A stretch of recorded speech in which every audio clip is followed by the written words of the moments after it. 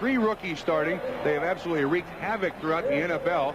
And these guys are now called Dwight Hicks and the Hot Licks. And they are tremendous hitters, great tacklers all over the field, and good coverage men. Hicks, the only veteran of the group with 9 interceptions. #1 draft choice Ronnie Lott, 7 thefts. He's returned 3 of them for touchdowns. It's the 49ers and the Oilers this afternoon. Rainfall at Candlestick. Bob Costas with Bob Trumpy. The Oilers have won the toss. 2 of the best kick return men in the business, Carl Roach's 85 and Willie Tullis, number 20, await the kick from Ray Wershing. The field conditions at Candlestick are never ideal, Trump. Now they'll be worse than ever. Yeah, this is a real problem here in San Francisco Bay. Apparently this field is below sea level, and that's why they have so many problems. You'll see different colored grass out there, and the darkest of the grass is not grass at all. It's dirt painted green. So this is a true test for the Houston Oilers, and a guy like Earl Campbell, who is a heavy runner. It should be very interesting to see if he can keep his feet in this quagmire, as they call it here in San Francisco. Much maligned Candlestick Park, and they start off with a short kick to try and keep it away from Tullis and Roaches, and also, not incidentally, attempt for a recovery. It's fielded by Darrell Hunt, and Hunt goes down at the 37, which is not much worse than they might have expected had they kicked it deep. Gifford Nielsen at quarterback for the Oilers, with Wilson and Campbell as his running backs. And there are the receivers. Ken Burrow has 7 touchdown receptions this year. Mike Renfro is on injured reserve. Holston starts in his stead. Dave Casper, the great veteran tight end. Leon Gray has been suffering from back spasms. We had him down as questionable before the game, but he is starting at the left tackle slot for the Oilers. Game's first play from scrimmage. Ken Burrow catches the pass in the flat and gets out of bounds after a gain of perhaps 5.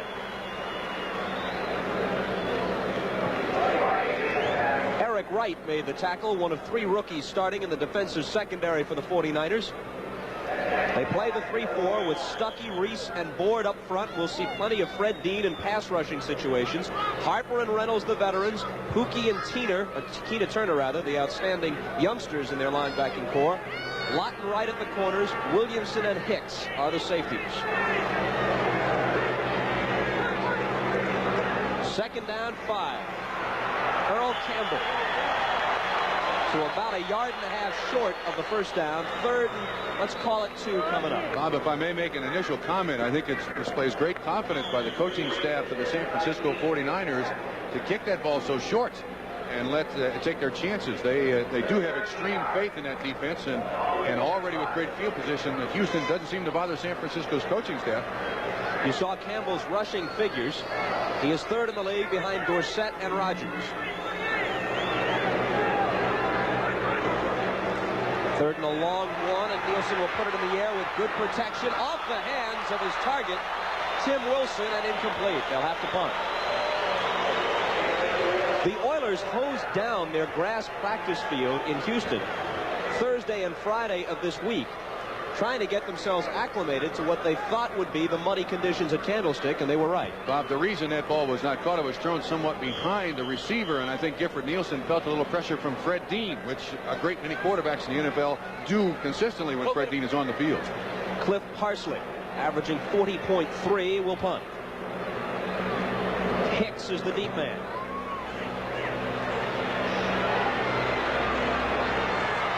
Hicks inside the 15 and driven down at the 10-yard line. Excellent coverage by the Oilers, led by Carter Hartwig, number 36. Avon Riley, 53, also in on the tackle. A 43-yard Parsley punt, and the return is for -2. The offense of the 11-3 49ers. Montana with Cooper and Patton as his backs. Clark, who has caught more passes than any wide receiver in the league. Solomon and Young, the targets. And there's the offensive line. Audick, Ayers, Quillen, Cross, and Fonhorst. The 49ers like to start off, too, by throwing the ball. I wouldn't be surprised to see Cooper get one here quick. There it is. Mr. Trumpy, absolutely prophetic. This is for first down yardage and then some. Across the 40, across the 45, and into Oiler territory. J.C. Wilson, after being dragged about 10 yards, finally brought him down, stopping a gain after 41 yards. Now, Bob, the reason that I said that Earl Cooper would probably get the ball is that last week against Cincinnati, they have been waiting all season long for Cooper to kind of come out of his shell. Last year, he had 82 receptions, and for the majority of this season, has been rather dormant. I believe it was the idea of the San Francisco 49ers coaching staff to get him from the get-go. Get him the ball in his hands the first play and kind of get the nervousness out of him. And then they expect a great big game out of Earl Cooper today. That's a big first down. 41 yards on the reception. Right back to the air. Montana with good protection. Cooper makes the catch. And he is at the Oiler 41-yard line for a gain of 6. The 49ers have won 3 in a row, including a big victory last week at Cincinnati, 21-3 over the Bengals. And after a 1-2 start, Bill Walsh's team has won 10 out of 11. This is a difficult team to play defensively because Bill Walsh, he was my coach for 8 years. He will throw it to anybody who is eligible at any point on the field, at any time, and I don't care what the score is. And that is always difficult to defend.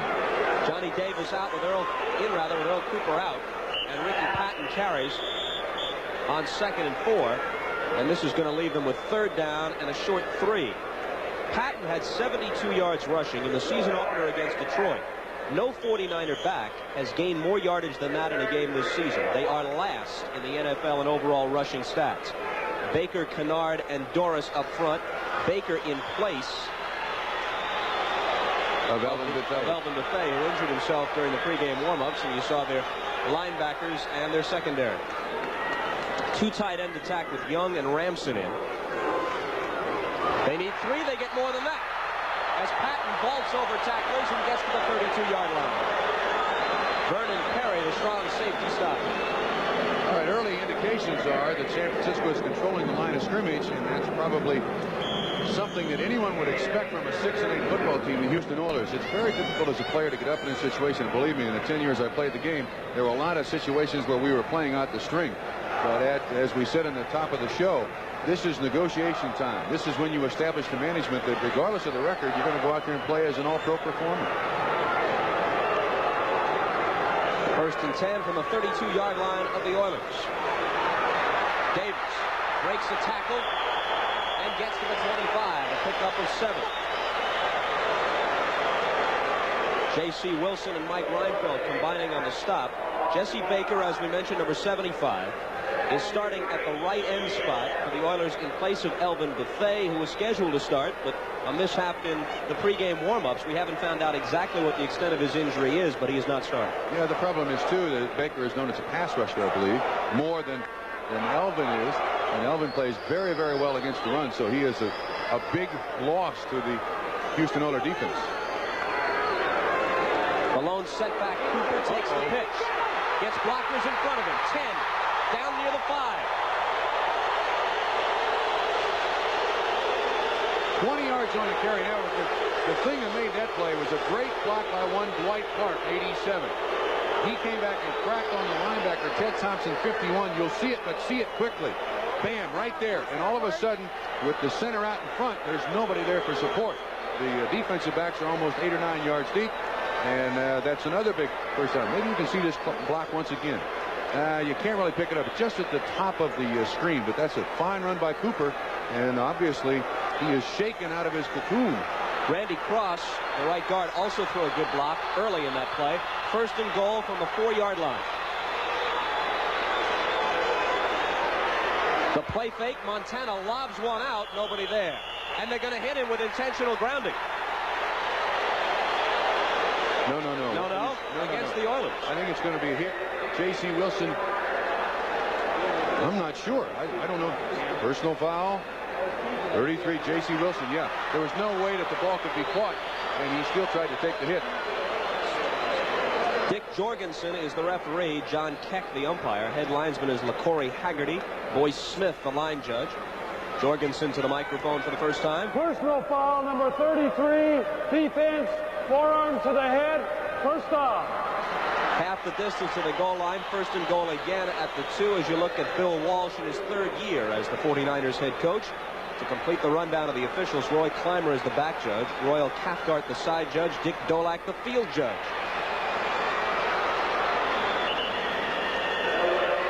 Greg Bingham is in on the stop on the 1st and goal carry. Ted Washington helped him. Bill Ring, the ball carrier, number 30. Try to trap up the middle, and even though the Houston Oilers are 6-8, this has been for the last 5 or 6 years one of the outstanding defenses in the NFL. I wonder just to myself, I wonder if Eddie Biles becoming the head coach has had a direct effect on the inefficiency of the Houston Oilers defense. I think that's the biggest change in this football team, even though a great many people point the finger at the offense. I've got stats to prove it, and they're for losers, so we'll bring them up. The fake to Davis. Montana pumps once. He's in trouble. He gets rid of it, and incomplete. Eason Ramson, number 80, was the target. He was covered by Mike Reinfeld, 37. This would be a gigantic boost in the ego of the Houston Oilers if they could keep the 49ers to just 3 points. It becomes 3rd and goal at the 2-yard line. 10 minutes and 6 seconds to play in quarter number 1. Ricky Patton comes in, and Ring goes out. Montana, number 2 behind Danny White of Dallas in the NFC. 5 overall in the NFL. They keep it on the ground. They ask Patton to take it in. He gets close, but he doesn't get all the way there.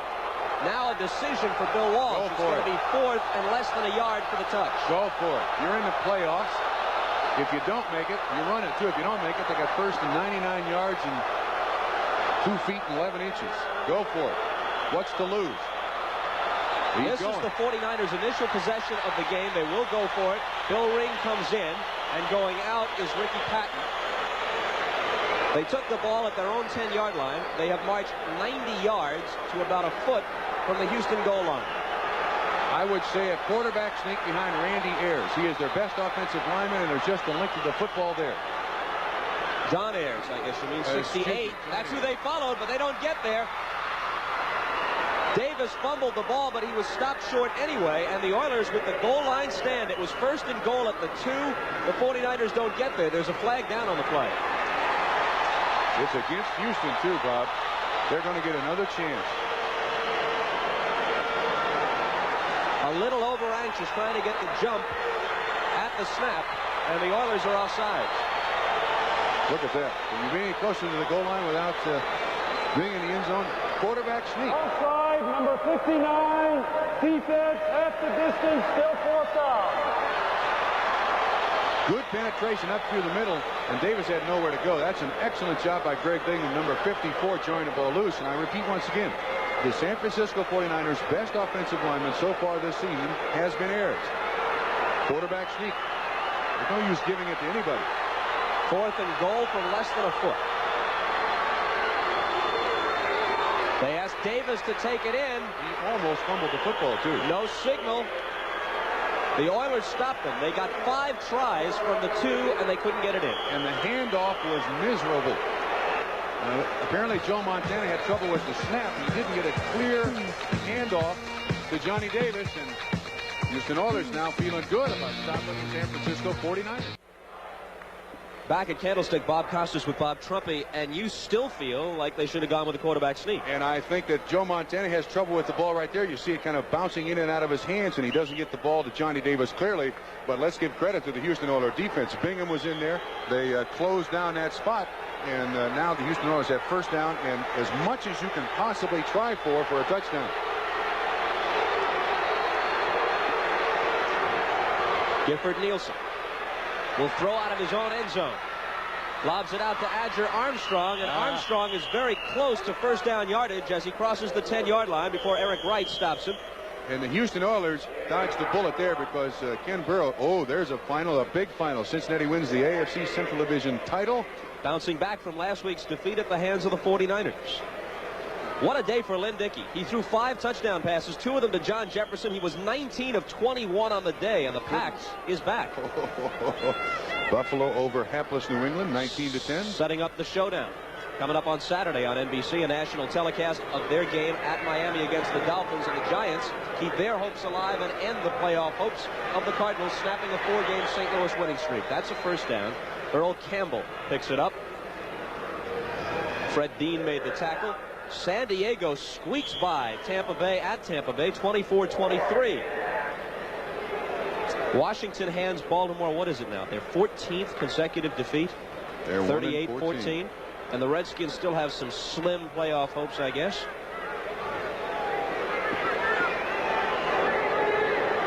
From the 13, 1st and 10 for the Oilers. Clock running, 8:05 to play first quarter. Adger Armstrong takes the swing pass, makes a nice move across the 20, very close to a first down. You see the yardstick just in front of him. Good presence, too, by Gifford Nielsen. He had plenty of pressure from Fred Dean, which he will have all day, and got the ball out to Armstrong, who is an excellent receiver out of the backfield. An outstanding receiver out of the backfield, and Houston has gotten away from the shadow of their own goalpost. Second down and about the length of a football here. The Oilers at a disappointing 6-8. They broke a 3-game losing streak when they beat Cleveland a week ago Thursday at the Astrodome 17-13. Then they took several days off, didn't resume practice until Tuesday of this week, so they're well rested. Campbell carries out across the 25-yard line. First down. Yeah, it's amazing to me that Earl Campbell has not had a 100-yard rushing day in his last 8 football games. Here's Fred Dean, number 74, formerly of the San Diego Chargers. He's kind of the monster man of the San Francisco defense. He just about goes wherever he wants, and he is an outstanding pass rusher at 230 pounds. More amazingly, with regard to Campbell, a lot of people think he's having a bad year. He has 1,307 yards through 14 games. He's 3rd overall in the league. Nielsen with the play fake and the first down pass. Almost intercepted. Ronnie Lott almost had his 8th interception of his rookie season. Interesting figure on Lott. He's picked off 7 this year, returned 3 of them for touchdowns, and that is already a 49er career record. This ball is thrown behind the receiver, too. That's the second time that has happened by Gifford Nielsen, and agreed he has been out for a great many weeks with that shoulder problem. But we got to put that one on Gifford right there. And Lott doesn't miss many that come that close to his hands. You know, you think about the great defensive backs in San Francisco history, Jimmy Johnson, Bruce Taylor, Mel Phillips, and the rest. None of them ever returned more than 2 interceptions for a touchdown in their entire careers. Adger Armstrong carries on 2nd and 10 for very short yardage, wrapped up by Fred Dean and Jack Reynolds. And right there, those 2 names, a big story. Veteran acquisitions this year for San Francisco. Coaching staff of San Francisco feels that Jack Reynolds is a coach on the field. I know that's applied to a great many people, but his nickname is Hacksaw. Formerly of the Los Angeles Rams, did not cost the San Francisco 49ers a dime or a person. He was on waivers and has been the solidifying force in this young defense. And Fred Dean cost them only a 2nd-round choice in 1983. 3rd down 9. In trouble is Nielsen. Scrambles away. He's got Casper, and he's got the first down. 44-yard line. Good job by Casper, too. Good veteran, heady football player, formerly of the Oakland Raiders. 16 yards on the catch, realizing that Nielsen was in trouble. He kind of came back against the grain. Everybody's watching the quarterback. Good job by the offensive line, really keeping out the 49ers. And then you see Nielsen throwing back across his body. That's a good one. Almost intercepted by 58 Keena Turner. But first down, Houston. Whoa, that's a fingernail away from being tipped out of the hands of Dave Casper. 5:36 to play in a scoreless first quarter. 1st and 10 for Houston from their 44. Adger Armstrong with a 6-yard gain to midfield. They have done an excellent job. Jim Schaffner, the offensive coordinator of the Houston Oilers, he's the guy who really calls the plays, gets them into the quarterback, Gifford Nielsen. And they're kind of dinking here and dinking there. And they have not overused Earl Campbell so far in this football game. You know, this is the year that the Houston Oilers were going to de-emphasize Earl Campbell. You realize he has 40 rushes from his NFL record for rushers in a season, which he set last season.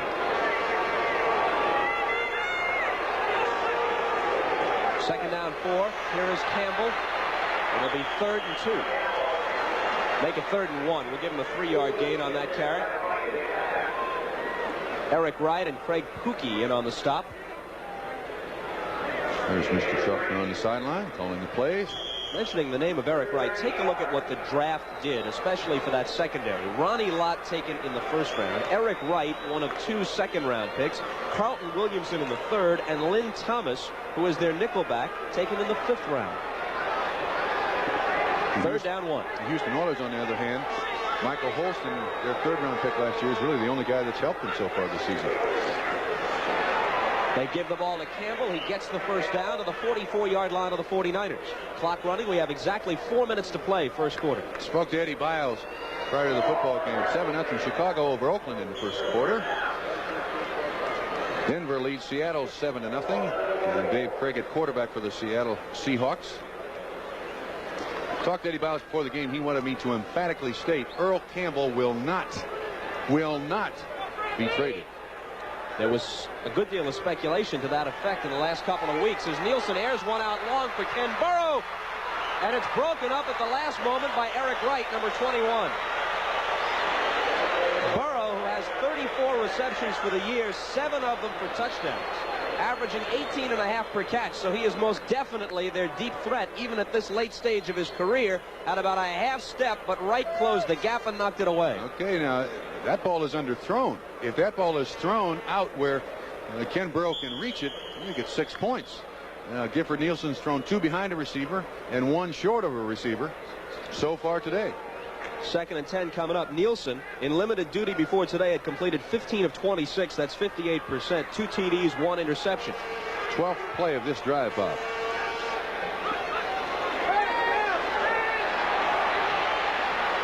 Campbell makes the catch. Ooh, slipped down, too. Down at the 41 after a gain of perhaps 3.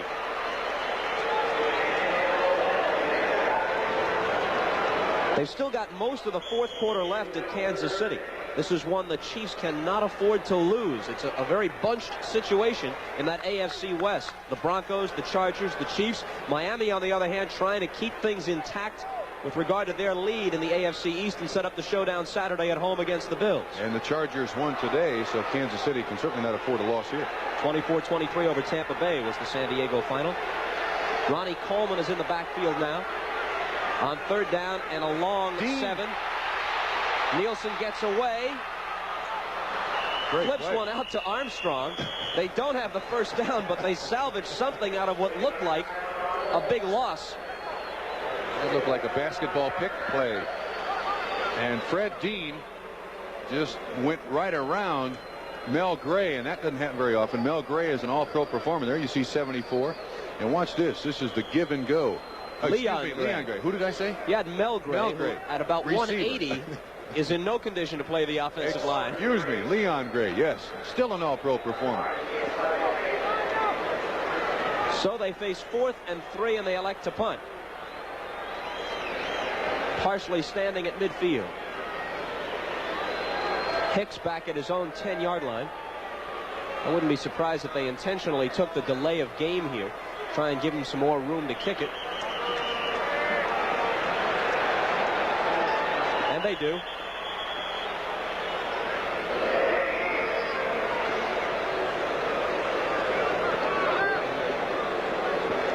Head coach Eddie Biles certainly been under fire in Houston a great deal this year. And not rightfully so. Still 4th down. Team is 6-8 coming off the trip to the playoffs last year, but when you don't have draft choices for a number of years to rebuild your football team, I think you suffer a great deal, and that's what Houston is suffering right now. They gave up an awful lot for Dave Casper. They gave up an awful lot for Leon Gray. And last year their highest draft choice was a 3rd rounder. You can't continue to improve your football team under those circumstances. They were 11-5 a year ago in Bum Phillips' final season as head coach. Hicks fields it. Gets it back across the 20-yard line, which is more than they might have expected. A 30-yard punt by Parsley and an 11-yard return by Dwight Hicks. 2:32 to play, 1st quarter. Next Saturday, a special edition of NFL 81. Bryant Gumbel gets it underway with the pregame show, and then it's the AFC East showdown between the Bills and the Dolphins in Miami. 3:30 Eastern, 2:30 Central, 12:30 Pacific time next week, next Saturday on NBC. The last time the 49ers had it, they drove from about their 10-yard line down to the 1-foot line of the Oilers and were turned away. Earl Cooper carries on 1st down. Mike Stensrud, number 67, makes the stop. Elvin Buffet not in the starting lineup, and we still have not gotten the report from the sideline as to the extent of his injury, which happened in the pregame warm-up. And this is a very slippery field. Hopefully he didn't do something serious. Pulled muscle. It'll be all right. They play Pittsburgh next week. They being the Houston Oilers. 2nd down and 8. Inside 2 minutes to play. Quarter number 1. Patton carries. and slides to about the 27-yard line.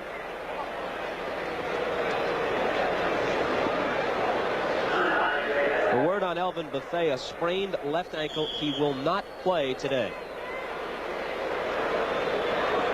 In his place, number 75, Jesse Baker, is started at right end. 3rd and 3 coming up from just across the 27-yard line. Ted Thompson in. He's a little better. Ted Washington in. Excuse me. Ted Thompson out. Washington is more of a coverage man. Thompson is their designated blitzer from that linebacker spot. Solomon to the right. Clark to the left. Montana over the middle. Got his first down. Did Charlie Young, or perhaps not? Let's see where they'll spot it. Close, and now it looks like they're short. Gonna miss. They may not have to. And speaking of the problems of the Houston Oilers, if I may, Robert, for just a second, everyone has kind of pointed the finger at the Houston Oilers offense this year as being somewhat deficient, but do you realize that the Houston Oilers defense in 1980 they allowed 24 touchdowns through 16 games, and through 14, or this being the 15th, through 14 they've already allowed 32. So the defense has given up a lot more yards and a lot more points. 3rd down than they did last year, and I believe that's the biggest, 4th down. That's the biggest change in this football team. The offense with Campbell is going to give you field position, is going to give you time of possession, but you can't go out there every week and expect the offense to outscore the other team, and that's happened a great many times to the Houston Oilers this year.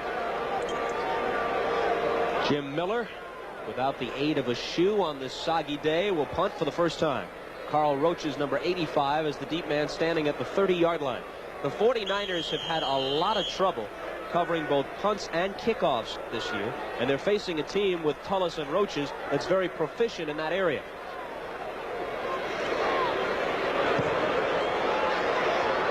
This is returnable. Roaches at the 35 and only to about the 40 or 42-yard line. The tackle made by Milt McCall, number 53. A 35-yard punt off the foot of Jim Miller, a 6-yard return. That past record between the two clubs, little relevance now. These are different teams from even a year ago, let alone going back further in history. 49ers have won 10 of their last 11 games. Hottest team in the NFL.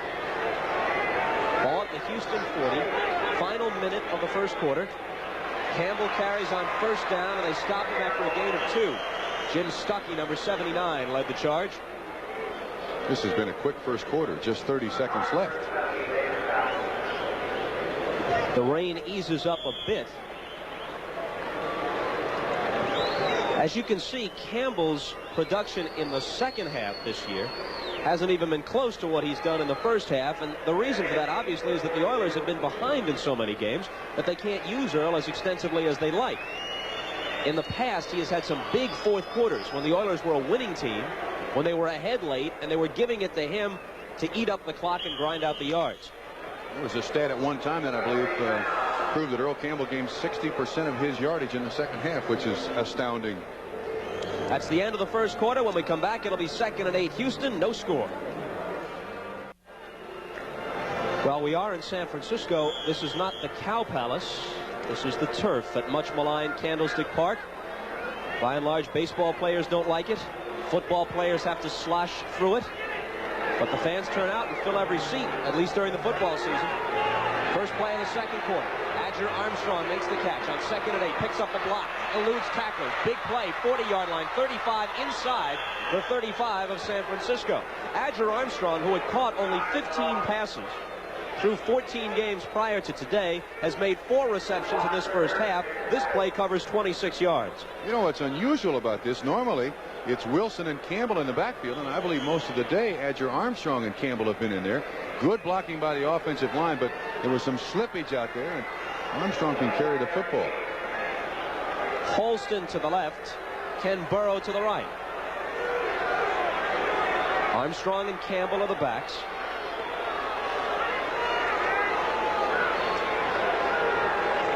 Short drop by Nielsen. And a short gain as well. Holston made the catch. They pick up perhaps 3. We'll be back with the second down play after we check with Byron Day in New York. Thank you, Bob. Out in Denver, the Broncos lead it in the early going 7-0, but Craig Morton is sacked in this play. He fumbles the ball, and Manu Tuiasosopo for Seattle picks up the fumble, and now Seattle's in great field position. Bob? Thanks, Byron. Gifford Nielsen is 9 of 12 thus far in the first half for 79 passing yards. That pass to Holston 2 weeks ago. He caught 8 passes for 101 yards. Last week against Cleveland, didn't catch any. It was Nielsen's injury in preseason which set off the chain of events with Ken Stabler coming back and signing a 2-year contract. Campbell is nailed behind the line of scrimmage. Jack Reynolds came through, number 64, the hacksaw. Great job, too. There was pressure on the outside by Fred Dean, and Jack Hacksaw Reynolds spilled from the inside. You'll see this blur. Watch Dean to the outside, pushed out by Leon Gray, and there's Hacksaw Reynolds. He got the name Hacksaw. It was at Tennessee, apparently. They lost the football game, and he chainsawed a Chevy into pieces. It's the usual reaction to a tough defeat. He is definitely a linebacker. There's no doubt about that when you do things of that nature. 12:48 to play. Second quarter, still scoreless. The Oilers need 9 if they want to keep the ball. Nielsen for Holston, and too long, incomplete. Ken Stabler had announced his retirement. They were going to go with Nielsen. Nielsen was hurt in preseason. They needed a quarterback desperately. Stabler comes back. He is healthy now, Ken Stabler is, but they've elected to go with Nielsen. That doesn't mean, we are told, that Nielsen is number 1 when the 1982 season begins. Stabler can win that job back. There is Mr. Stabler. Tony Fritsch on the field for a... excuse me, Cliff Parsley. How could I possibly mistake those two gentlemen? Neither one is among the league's most svelte players.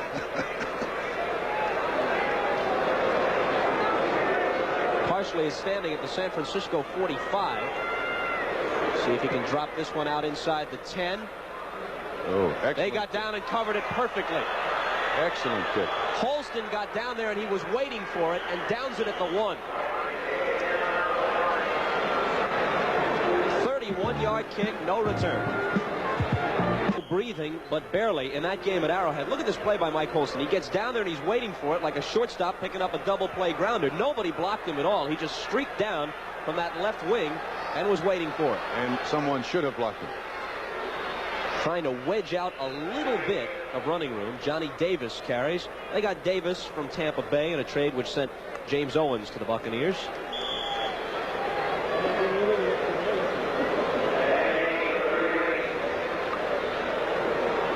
Ball at the 3-yard line. Second down and 8. Exactly 12 minutes to play second quarter. We have no score. The 49ers had a 1st and goal on their first possession at the 2-yard line of the Oilers. And with 5 cracks, as they got an extra one following a penalty, they still couldn't get it in. Davis again. They're going to be left with 3rd and 5. Greg Bingham made the tackle, number 54. 4 years, the leading tackler of the Houston Oilers. Very aggressive player. Sidesteps that block, which is a talent that Greg Bingham has, and I believe came to the game with it. It's always made him one of the best there is in the business. Tough tackler. Excellent tackler. Always has been a great tackler out of Purdue, playing in his 9th season.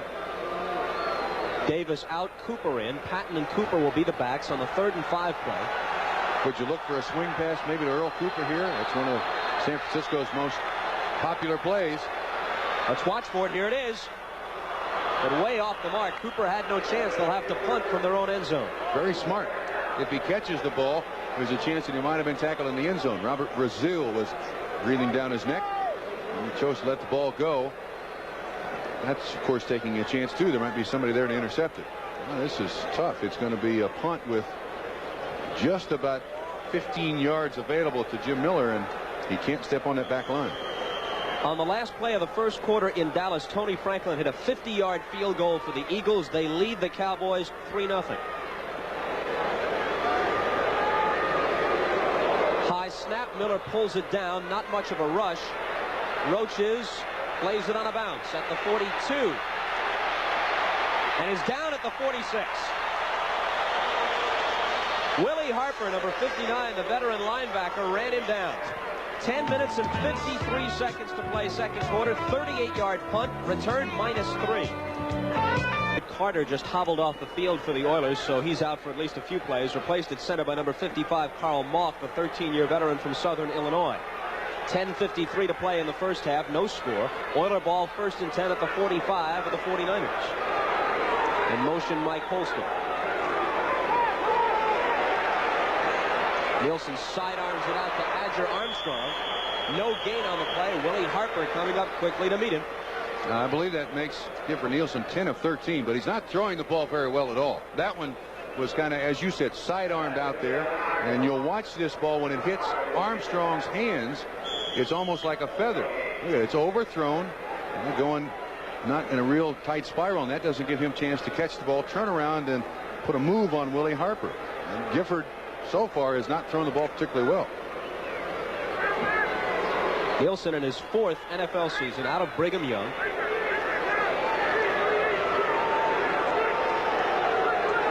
And what a quarterback factory that place has turned out to be. Nielsen under some pressure, misses Armstrong. Armstrong has already caught 6 passes in this first half. Oh, my goodness. Dave Casper was absolutely wide open, 87 over the middle.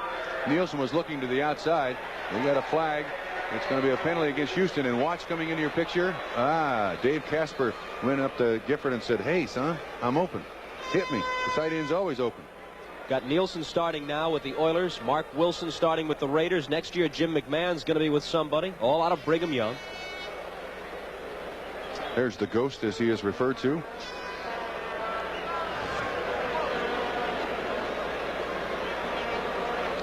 Dick Jorgensen paces the yardage off. Back to the 45 of the Oilers. Holding number 62. Offense. Still second down.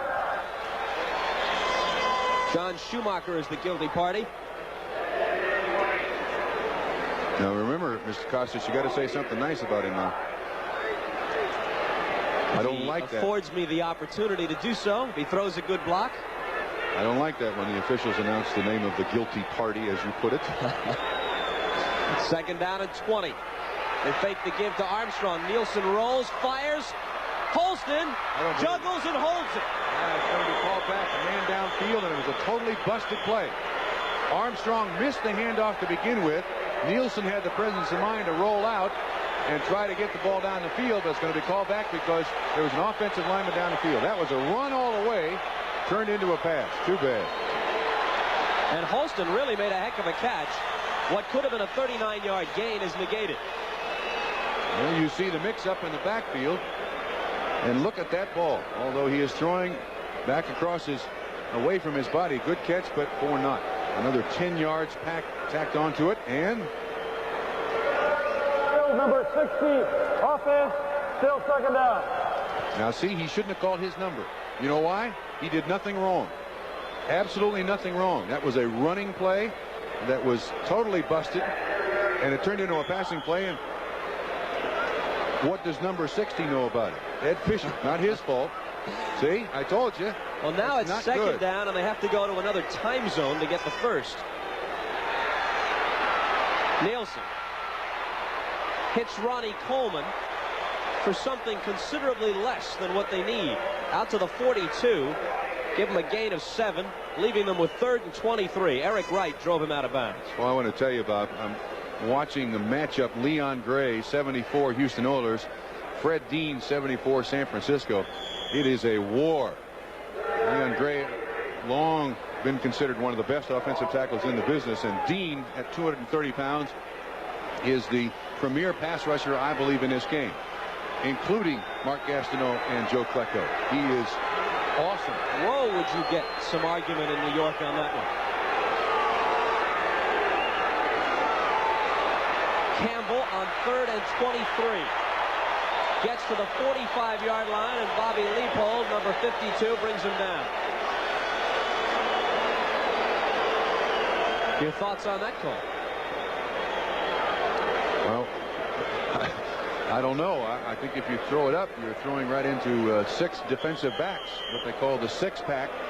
And why not give it to the best running back in the league? I think the turf gets an assist on that tackle right there. Earl Campbell slipped. Parsley to kick again, and now it's a double safety. Freddie Solomon and Dwight Hicks back there for the 49ers. 8:29 to play in the second quarter. No score. Fair catch called for and made by Freddie Solomon. San Francisco ball at their 24-yard line. A 31-yard punt by Parsley. The fair catch by Solomon. Members of the 49er Sod Squad doing their thing. Sod Squad, you say? That's what they call them. The Sod Squad. Trying to keep this place playable or something close to it. Candlestick Park has their own yardmen, do they? From the 24-yard line with 8:22 to play in the half. Hofer and Cooper are the backs. Montana hits Solomon. Bounces off a couple of tacklers and is finally down at the 42. Mike Reinfeld made the tackle. Interesting play in that there was really no pattern run. 34 yards on the catch. And what they were doing was taking advantage of the spread in the defense. Freddie Solomon was inside the formation, and Dwight Clark was outside the formation, and all he does is go to the dead spot in the zone, went straight up the field. You see Brazil, you see Reinfeldt.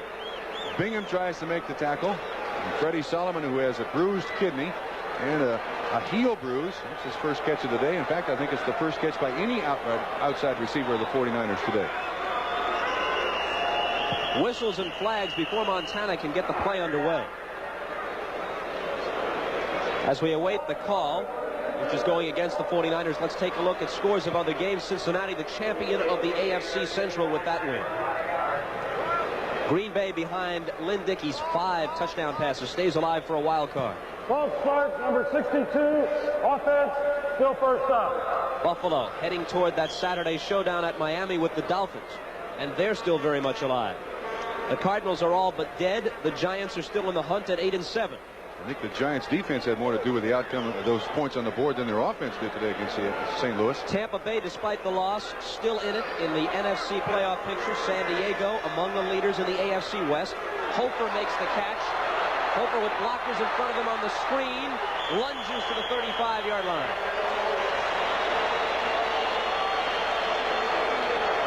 An 11-yard pickup, which will leave them with 2nd and 4. Baltimore has lost 14 in a row. The Redskins beat them 38-14. The Redskin record now 7-8. That's not a final. Miami leading it in the 4th, 17-7. Miami 9-4-1. Kansas City 8-6. Tony Franklin's 50-yard field goal is the difference. They're early in the second quarter now at Dallas. Eagles 3, Cowboys zip. Chicago leads Oakland 7-6 in the second. And Denver over Seattle 7-0. Morton to Odom's a 22-yarder. Johnny Davis carried. And it'll be 3rd and short. Oh, Hofer just went off again. He is trying to come back from knee surgery. Stated this week that he felt better than he had in 2 years. And it's been almost a year and a half since he really played consistently for the 49ers. And I certainly hope that's not more knee problems. The 49ers are looking for a halfback, a running back to go along with Earl Cooper. And they were hoping it would be Hofer, but looks dejectedly from the bench to the field. Montana now 5 of 7, 94 yards on the afternoon. On 3rd and 1, double tight end. Eason Ramson, 80, goes into a slot right. Freddie Solomon wide right. They pitch it back to Cooper. Cooper's got the first down. There's a flag on the play. Ricky Patton holding Greg Stemrick, number 27. Put his arms around him. Didn't grab anything, but had his arms around him, and they penalize you for dancing in this league. And again, a look at the officials, headed by Dick Jorgensen, who will pace this off and then make the announcement. Clock is stopped with 5:59 to play in what is still a scoreless first half. Holding, number 32, offense, still 3rd down. Ricky Patton.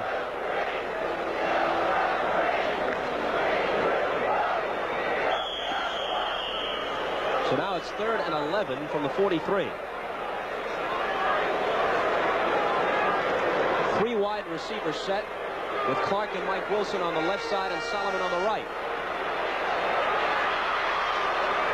Clark makes the catch and is immediately surrounded by a couple of defenders, which will leave them with 4th and long. We'll come back with that play right after we check with NFL 81 and Byron Day.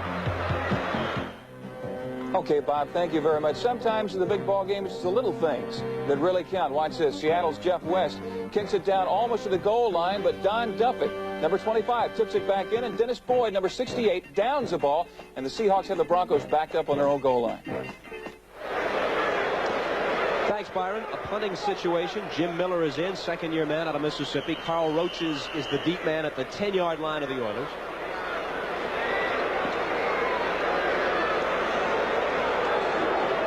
Miller meets it near midfield. Roaches signals for the fair catch, then lets it bounce, and it goes in for the touchback.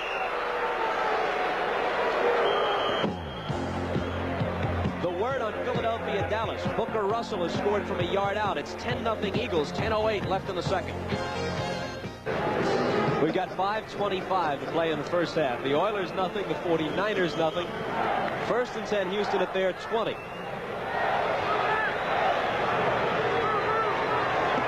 Burrow to the left and Holston to the right. They set up in the I formation now, which they are using a bit less this year than in the past. And Campbell, the second man through, bounces off the tackle, stays on his feet to the 25-yard line. That's one of the great things about Earl Campbell. He's got the speed to get outside once the inside is closed up. And for a guy his size, he just, at times, some of the things he does with the balance, he just defies description and breaks some of the laws of gravity. Second down 5 from the 25. As you can see, others have a larger average per carry. But Campbell has the top total yardage in the AFC, third overall in the league behind Dorsett and Rodgers. Short yardage for Campbell that time. Jim Stuckey wrapped him up, number 79. They'll be left with third, and let's call it 3.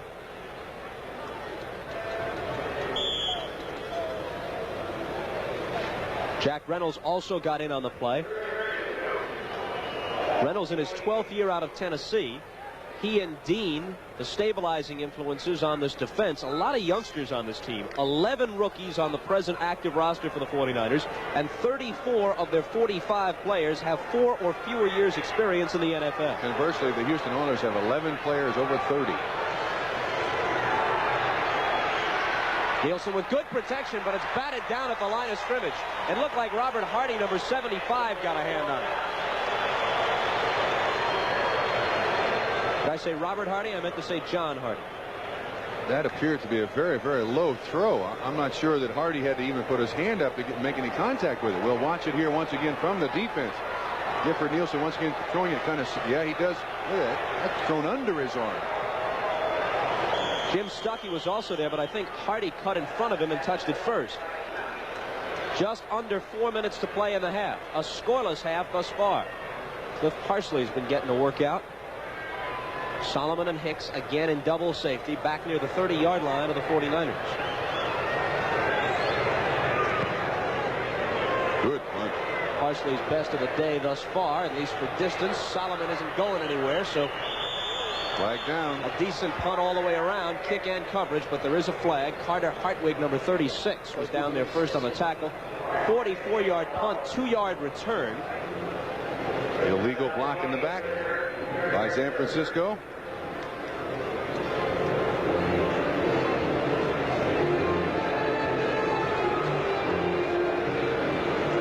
Couldn't pick up who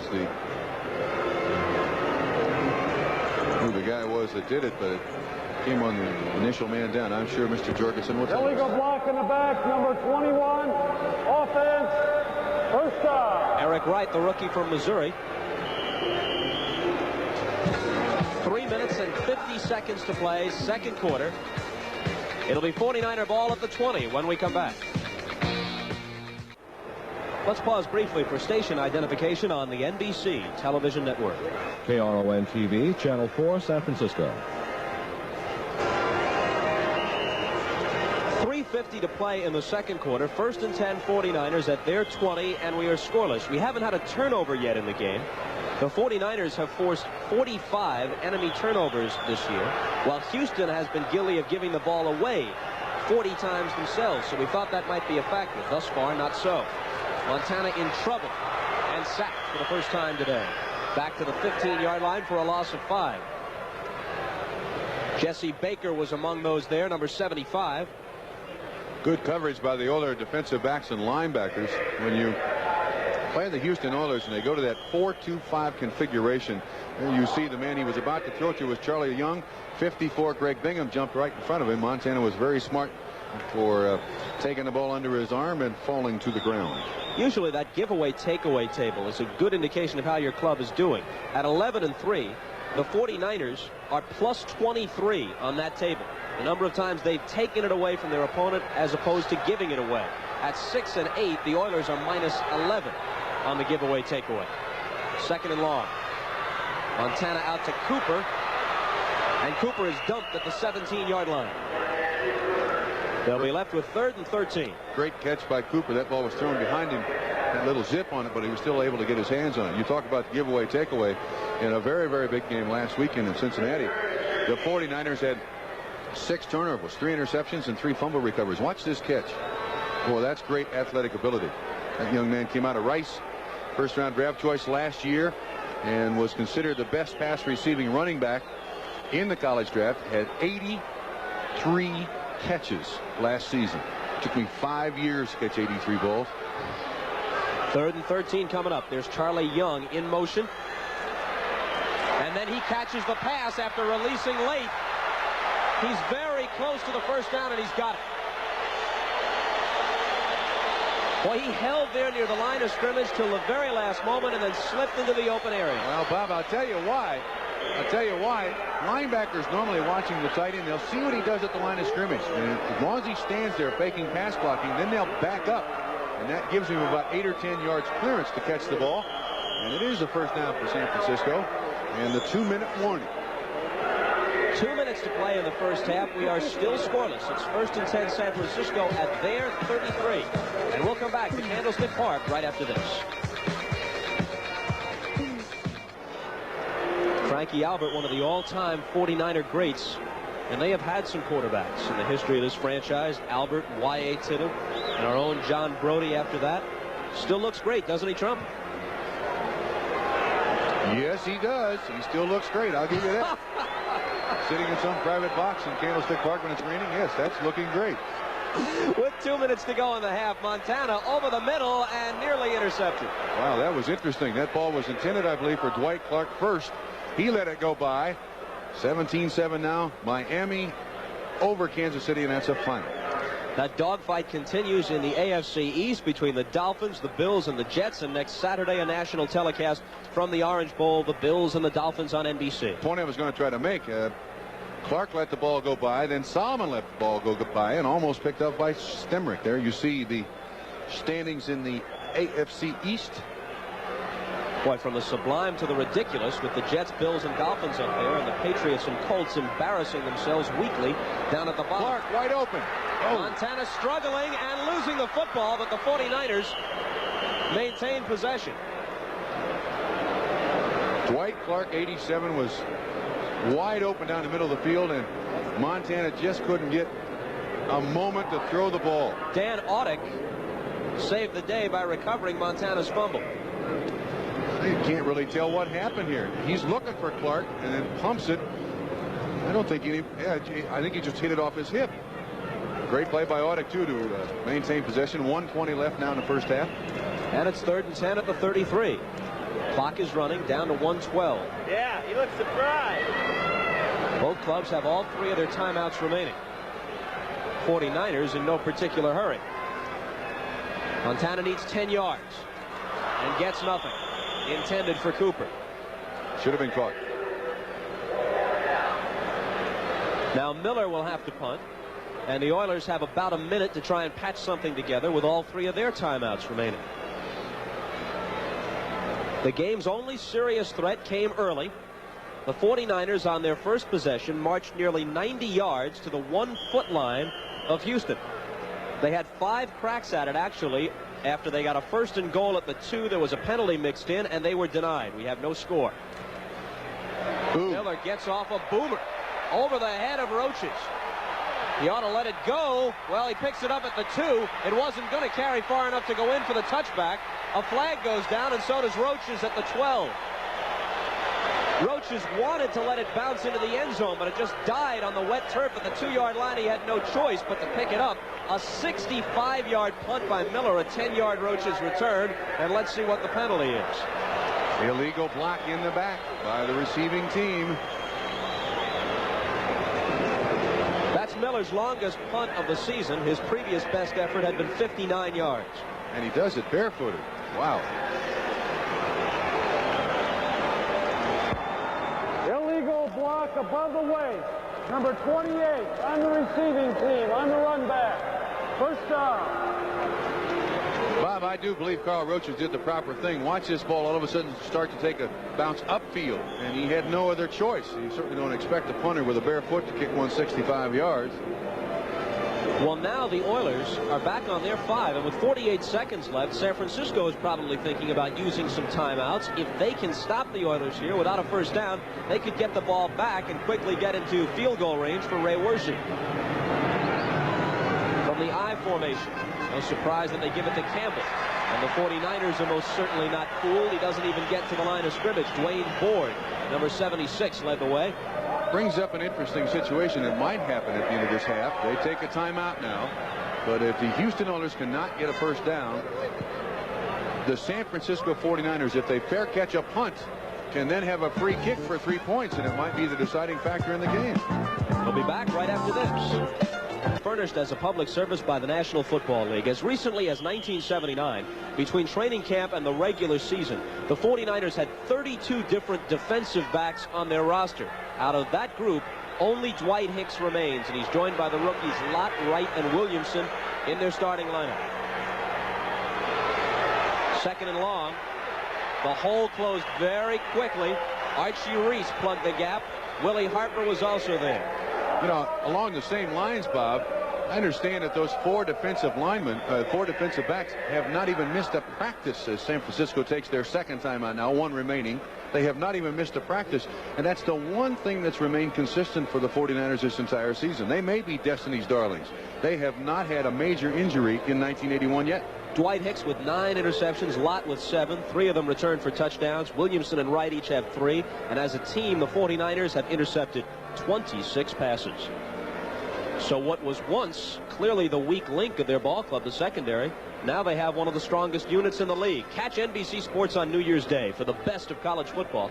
Starting at 1:30 Eastern Time, the Fiesta Bowl with Penn State taking on Marcus Allen, the Heisman Trophy winner, and USC. Then Washington meets Iowa in the Rose Bowl. And finally, in what could be the national championship game, #1 Clemson battles Nebraska.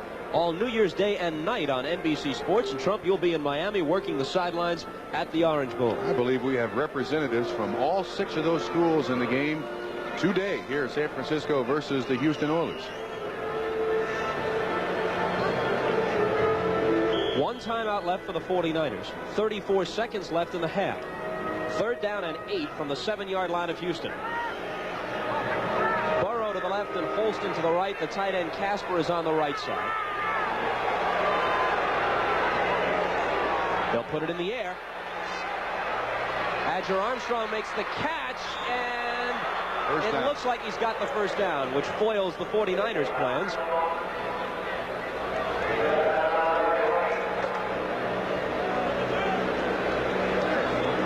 Clock stops with 28 seconds left, but the Oilers at least have avoided having to punt out of their own end zone. Now the best the 49ers can hope for is a miscue, a turnover of some sort. Bob stated bluntly, this is a rather actionless first half. Thank you very much. Earl Campbell, and this should be the last play of the half. Our producer Roy Hammerman promises us that during the halftime break we'll have the highlights of all the scoring plays for you. Ed Biles is content to let the clock run out. We're down to 5 seconds to play.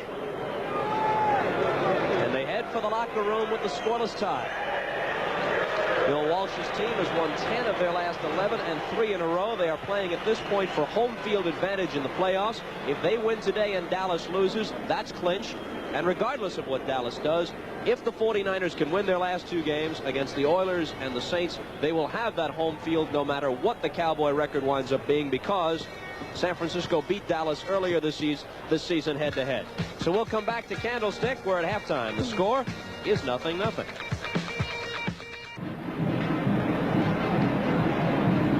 Back at Candlestick Park, Bob Costas along with Bob Trumpy, and as you can see, we're in the same situation as when we kicked it off. Zip, zip. Your thoughts on this compelling first half? Well, I think in San Francisco's behalf, they're out here playing out the string. They're already in the playoffs. They don't want anybody to get hurt. There is an incentive for them to win, but that's difficult to parlay to the players. They know they're in the playoffs. They're going to enjoy this game, and the thing that they don't want to happen is for someone to get hurt. Houston, on the other hand, I think there is every reason for them to run fake punts, onside kicks, reverses, anything they possibly can do. And I don't think in the first half Gifford Nielsen threw the ball particularly well. My observation. The 49ers started, Trump, like they were really going to take control. They marched right down to the 1-foot line. Houston stopped them, and that's been just about all the offense we've seen from either club. May have been a very bad choice to not go for the field goal. We'll come back. Halftime at Candlestick continues after this. The rain continues to pelt down at Candlestick. And through the first 30 minutes, Gifford Nielsen, whom you see in the background there of the Oilers, and Joe Montana of the 49ers are pitching shutouts, in a manner of speaking. Zip, zip. Neither quarterback really outstanding on the day. Nielsen, 12 of 17 for 94 yards. Montana, 8 of 12 for 114 yards. One interesting note, Adger Armstrong for the Houston Oilers caught 7 passes in the first half.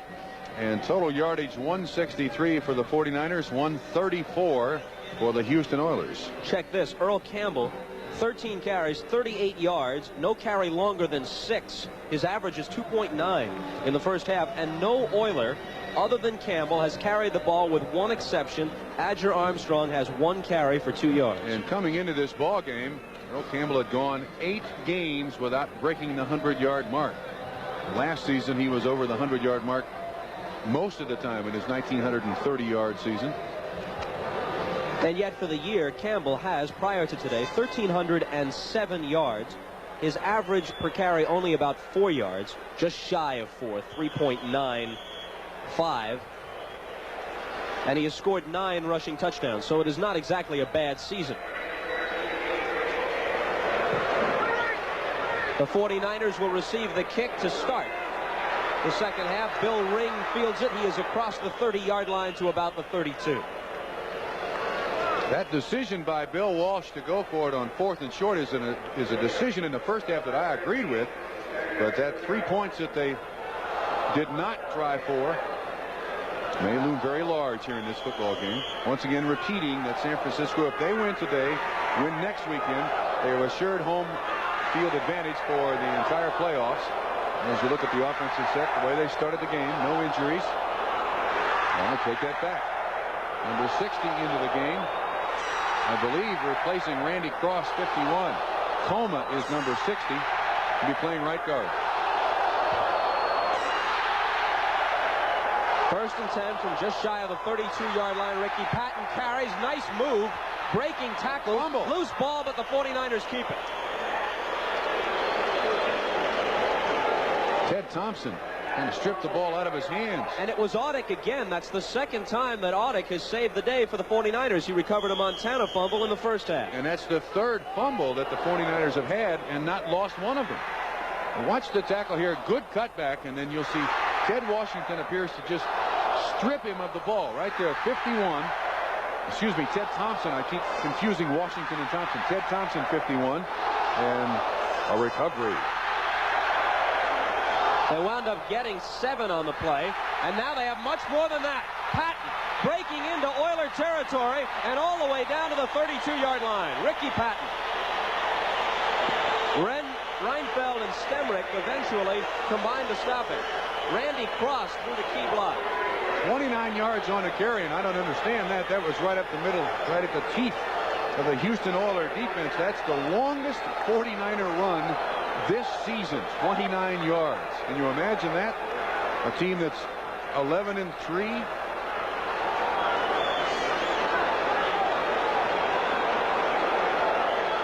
Starting center Fred Quillen is in the locker room for the 49ers. He is suffering from the flu and hasn't come back out. Earl Cooper carries, and Cooper winds up getting 3, maybe 4, near the 30-yard line. Walt Downing now playing center. He's a fourth-year man out of Michigan. He's a center guard. And as we said in the first half, the San Francisco 49ers are going to the playoffs. They do not want injuries or sickness to any of their key players, and Quillen is one of those. 2nd and 7 at the 30. We've played 2 minutes of the third quarter. Bill Walsh, a definite Coach of the Year candidate.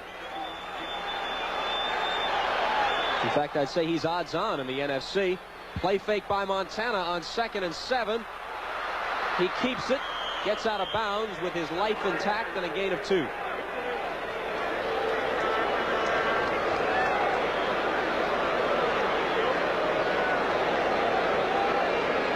That stops the clock with 12:43 remaining. And again, a look at the Oiler defense. Baker in place of Elvin Bethea, who sprained an ankle in pregame warm-ups. Brazil, Bingham, Hunt, and Washington are the linebackers. Stemrick and Wilson the corners. Perry and Reinfeld the safeties.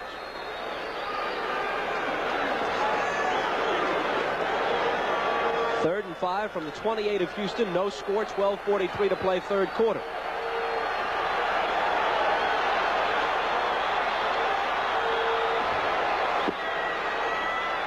Montana with lots of time, and with the receiver. First down at the 15-yard line.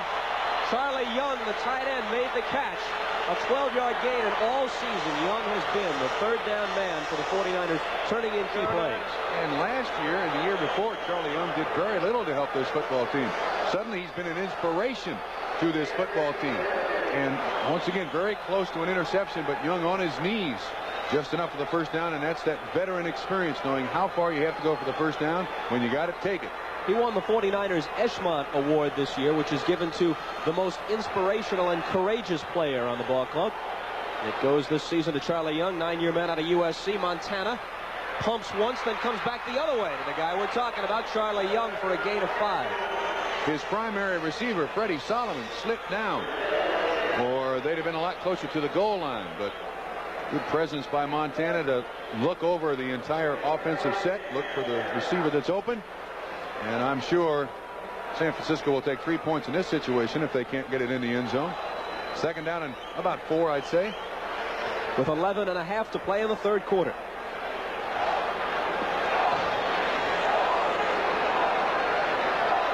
Mike Wilson goes out wide to the left side. Solomon is to the right. Lots of time again for Montana. Looks it out to Ricky Patton, and the turf does him in.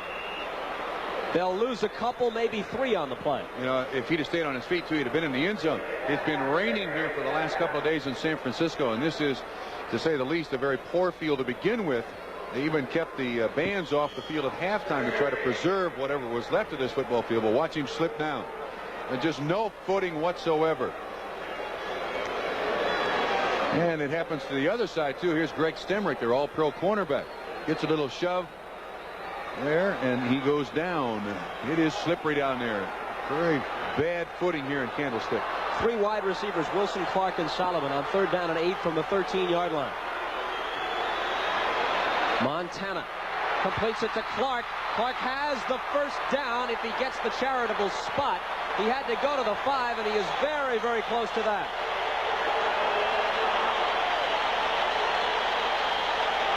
It is a San Francisco first down. This guy came into the game with 79 receptions. That's his second on the day, and it's just a little flat pattern. You see 32 Vernon Perry. He's the man with coverage. Patton helps out, and he too, realizing how much he needed for the first down, did not struggle. Took advantage of the spot. First and goal at the 5-yard line. The 49ers have been closer than this, and they have come away empty.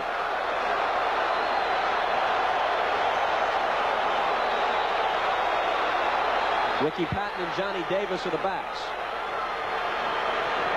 Patton bangs down to the 3-yard line.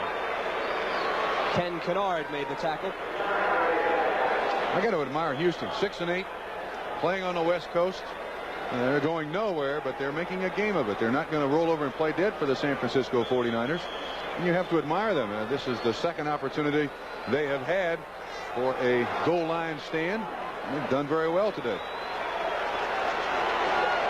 Ed Biles hoping his club can come up with yet another goal line stand. Dick Nolan, the former 49er and Saint coach, is the Oilers defensive coordinator, but basically he uses the same system Biles installed when he had that position under Bum Phillips. Touchdown, Ricky Patton. So finally, the scoreless tie is broken. From the fabled I formation of which Houston fans talk so much about. Fake to Cooper at the fullback spot. And then you see Patton make a good break to the outside right there. There's nobody there to stop him. J.C. Wilson tries. Reinfeldt tries. 6 points on the scoreboard. For Patton, his 4th rushing touchdown, his 5th touchdown overall on the season. Wershing, who hasn't missed an extra point this year. Out of Montana's hole, there it is. The clock stops with 8 minutes and 56 seconds to play in quarter number 3. A look again at Patton's touchdown and the score. The 49ers 7, the Oilers 0. Freddie Solomon made the big block in that particular touchdown. The 49ers took the second half kickoff, kept the ball 6:04, 10 plays, 69 yards. Patton caps it from 3 yards out. And finally, we've got somebody on the scoreboard. 7-0 49ers. Wershing kicks off. Carl Roaches fields it. Dangerous man, but they don't give him much room to operate. Down he goes at the 20. That's one of the aspects of the game that the 49ers have done very well today. They have shut down the always dangerous special teams, the returns of Carl Roaches and Willie Tullis. This telecast presented by authority of the National Football League and intended for the private use of our audience. Any rebroadcast or other use of this telecast without the express written consent of the San Francisco 49ers and the National Football League is prohibited. Spot the ball at the 22 as they gave him some forward progress. Angelo Fields now at left offensive tackle for the Houston Oilers.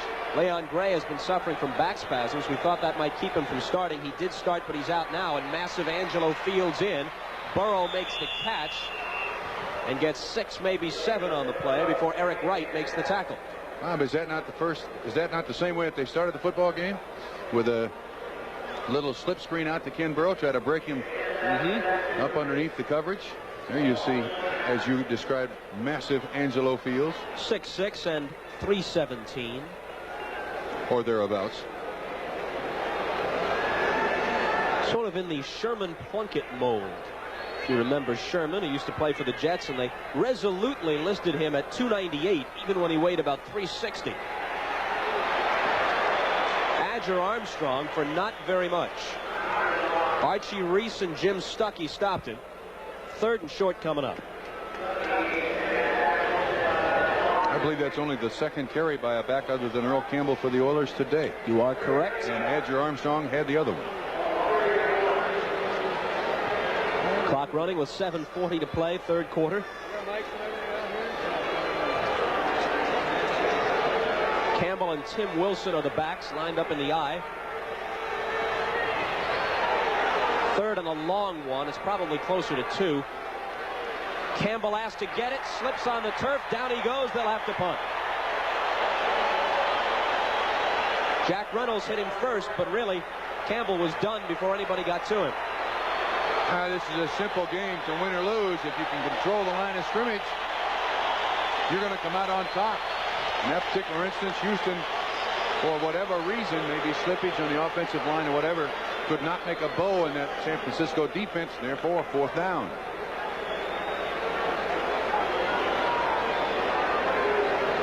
Cliff Parsley averaging 36 yards a kick today, about 4.5 beneath his season's average coming in. Solomon and Hicks, double safety.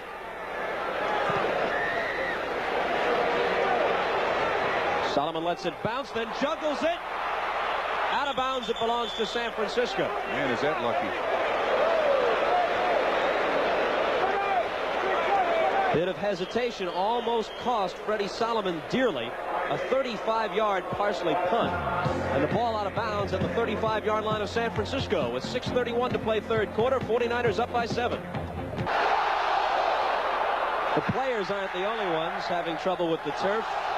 Watch Boyce Smith, the line judge. Yeah, Bob, also watch his punt return. The ball bounces into Solomon, so he has no choice. He has to pick it up. But how often in 11-3 seasons in a team with an 11-3 record do you see the ball bounce that way, where he's able to get his hand on it, bounces out of bounds, and they keep possession? They have had 4 fumbles today and lost not a one. That's right. Obviously, the 49er fans like this season. It's been almost a decade since they had something to cheer about. It's probably been almost a decade since some of them were here. Cooper and Patton are the backs. Montana wants to go long on first down, throws up a wobbler for Freddie Solomon, and it's incomplete. Well, good coverage by Mike Reinfeldt. That was a jump ball if I've ever seen a jump ball there. Let's check the scoreboard. Cincinnati over Pittsburgh, and they clinch in the AFC Central. 5 touchdown passes for Lynn Dickey as Green Bay stays alive in the chase for a wild card or possibly division title berth. Buffalo over New England, and it'll be the Bills and the Dolphins this coming Saturday from Miami in an AFC East struggle. The Giants go to 8-7, and the Cardinals' 4-game winning streak. St. Louis is 7-8. San Diego squeaks by Tampa Bay. Both clubs still very much in the playoff fight in their respective conferences. 2nd and 10 from the 35, and they reverse it to Dwight, You got it right. Dwight Clark is to the 47-yard line of Houston. An 18-yard gain. Interesting too that leading 7-0.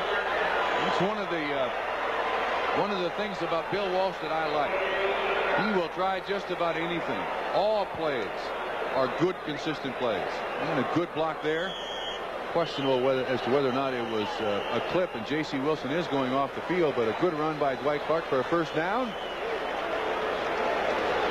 And hopefully J.C. Wilson is not hurt seriously. Seems to be favoring his leg. Running right at the 50-yard line. Dwight Clark having another great receiving year. This will be the 2nd consecutive season where he has caught more than 80 passes. He has more receptions than any other wide receiver in the league. Ted Brown of Minnesota from his backfield spot has more than Clark, but no wide receiver has bettered his total. Washington wins and Baltimore loses for the 14th consecutive time. Miami stays on top in the East, 17-7. Ooh, there's a big score for these San Francisco fans. As long as Philadelphia wins today, San Francisco with a win also today will ensure themselves of home field advantage until they get to the Silver Dome, if you'll pardon the expression.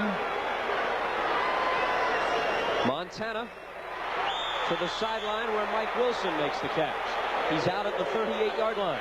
In Detroit, some Lion fans think they might have a home field advantage. They think they might be all the way through to the Super Bowl on their home field. Has that ever happened? Has there ever been a Super Bowl team that played on their home field? I would think Miami would be the most logical team to have the possibility. I think not.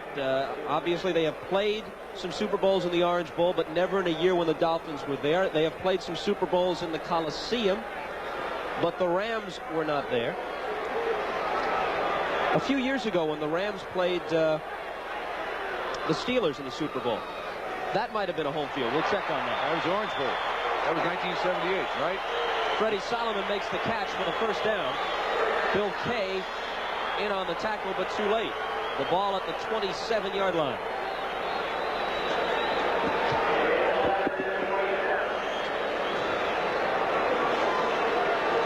I think that one was played on the West Coast.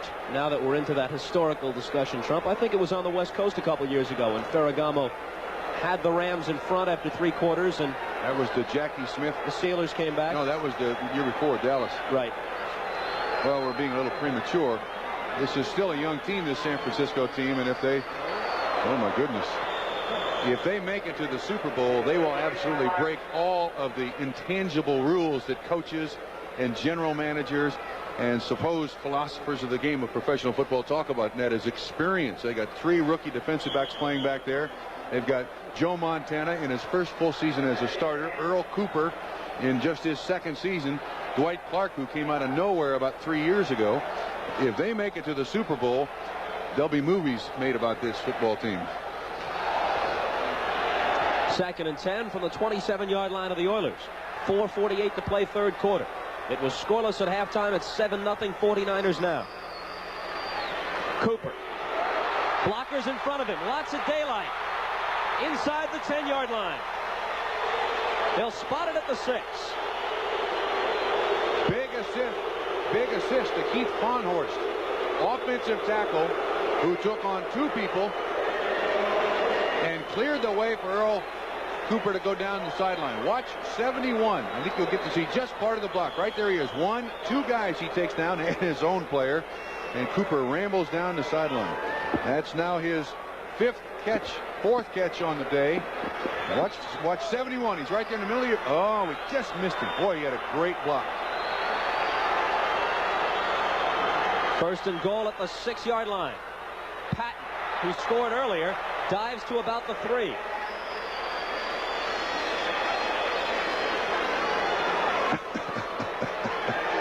Yes, Mr. Cooper. A little mud there. Or excuse me, Mr. Patton, not Mr. Cooper. Second and goal at the 3-yard line. Clock running, 4:15 left, third quarter.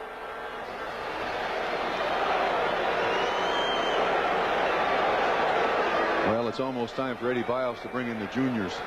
Give him a chance to earn a letter here. Clark goes out to the left side.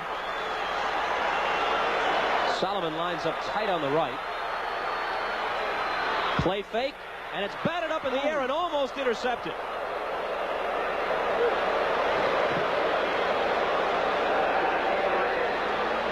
I think that was Greg Bingham. Boy, that would have been an outstanding play if he had been able to hang It was. on to that. He knocked it down and then almost picked it off. Watch that. He never gives up. I'll give you that for Greg Bingham. Look at that. Oh, that's so close to being an outstanding play. Instead, it's third and goal at the 3. And another instance, an 11-3 football team, the breaks always seem to go their way. And a 6-8 football team, the breaks always seem to go the other way. Patton and Cooper are the backs. Here's Cooper on the sweep. Can he get to the flag? He's in there.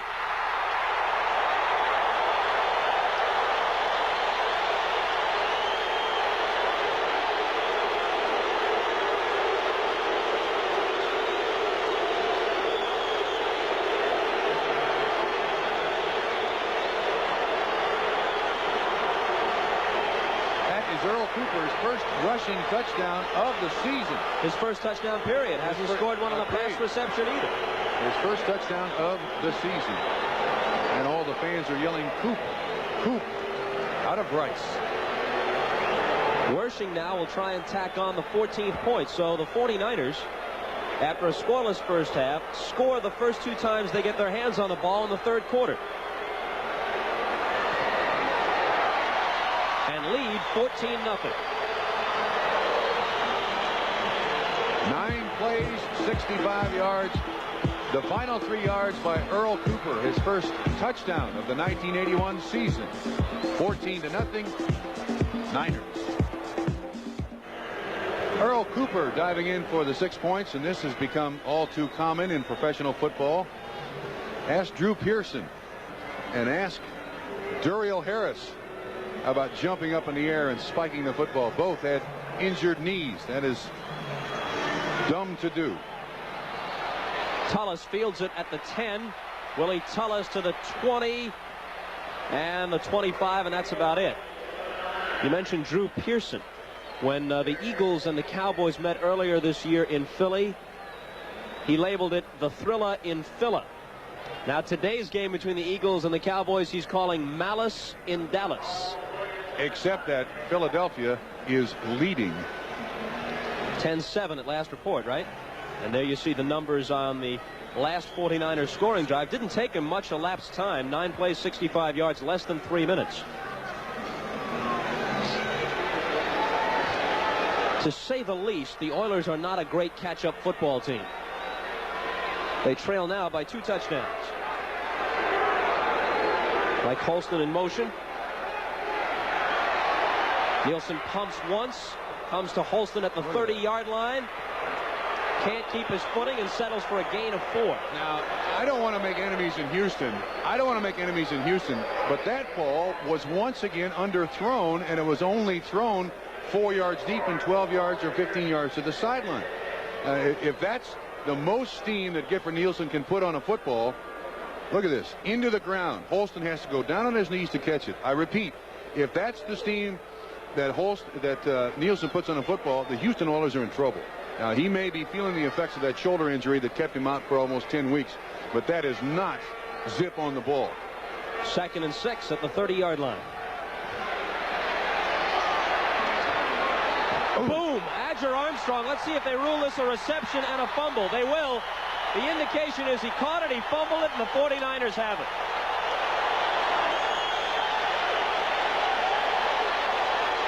Eric Wright made the hit that jarred it loose, and I think the replay will show that Jack Hacksaw Reynolds was the guy who recovered it. Or perhaps Craig Pookie.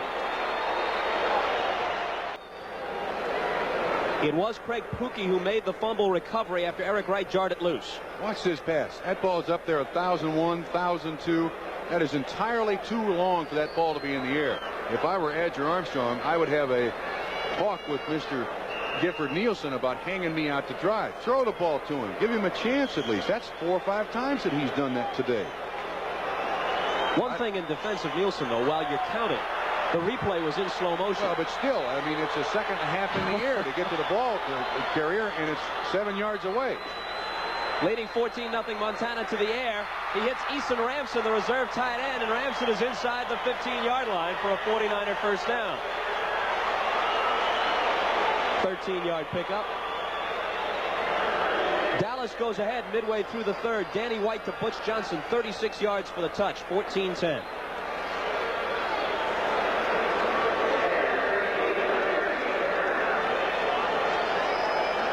So what a turnaround, at least for the 49ers.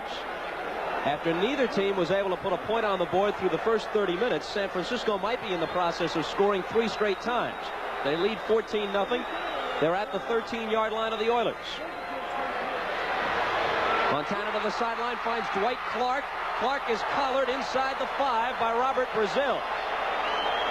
That's close to a first down.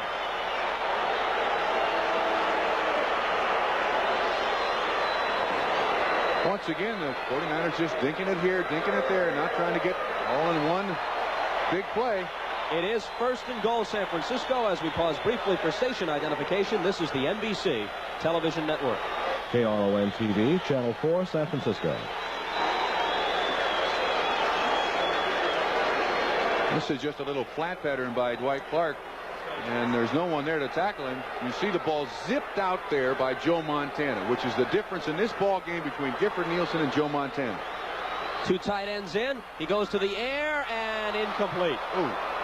Ball was tipped by J.C. Wilson, still almost caught by Freddie Solomon. And then Solomon went into a mudslide act at the back of the end zone. I repeat, I'd like to see that pass by Joe Montana once again, and I don't know if we have it still. But that's the way you're to throw the ball to the sideline, not the way it was thrown to Michael Holston, where Holston had to go down on his knees to catch the football. Now I'll say this, that Gifford Nielsen, this is really his first chance to play professional football. He has been injured most of this season, and he's got a long way to go, and he's going to be great. But presently, he is not throwing the ball anywhere close to the way they want him to. 2nd and goal from inside the 3-yard line. Montana, again the play fake, in trouble, gets rid of it to avoid the sack. It's incomplete. There's a flag down. Now 2 flags. Ted Washington is going to get a penalty for a late hit on the quarterback. I believe there's also pass interference on Houston in the end zone. It'll be 1st and goal at about the 1-yard line. The Oilers' strong safety, Vernon Perry, picked up one of those flags, and in disgust, he threw it back over his head while looking at the official to let him know what he thought of the call. Dick Jorgensen's going to make it official. Encroachment, defense, intentional grounding, number 16, offense, penalties offset, second down. Intentional grounding. You got to be kidding. Well, he did throw it away to avoid the sack. And this is really a break for the 49ers. Agree, but I don't agree with that intentional grounding call. Because you lose not only the yardage, but the down if there aren't offsetting penalties. If it's just intentional grounding, you've lost the down and the distance. But once again, I don't agree with the intentional grounding call. He did throw it up, but he wasn't under pressure. Still second and goal. Closer to 3 than 2 yards away. Montana gets rid of it for the touchdown. Dwight Clark makes the catch in the end zone. Just before Jesse Baker walloped him, Montana released. And the 49ers have scored 3 straight times in the third quarter to lead 20-0.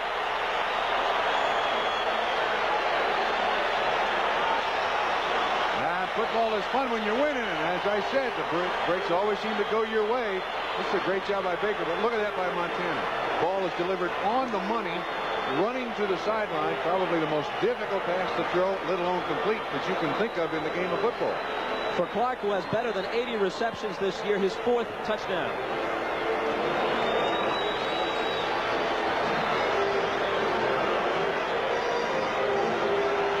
Worshing again splits the uprights. So after a scoreless 30 minutes, the 49ers have put 21 on the board in 13.5 in the third quarter. The crowd is 55,707 at Candlestick. It's been raining throughout. Very few no-shows, some empty seats. 49ers have broken it open in the third quarter. Bob, I noticed that Guy Benjamin is warming up on the sideline now for the 49ers. And this is something that Bill Walsh wanted to do, to get Benjamin, the backup quarterback, into the game. Worshing's kick fielded by Roaches. And Roaches fights his way to about the 31-yard line. If the 49ers win today and Philadelphia beats Dallas, and at this point Dallas is leading 14-10 in the third quarter at Irving, but if the results go the 49ers' way and they have clinched that home field, it's very possible that Walsh would play Benjamin from the start against New Orleans next week. Yeah, this is a very superstitious team, too. When the San Francisco 49ers went to Dallas and just pulverized the Dallas Cowboys, I mean, it was 45-14. The only plane they could take was an L-10-11.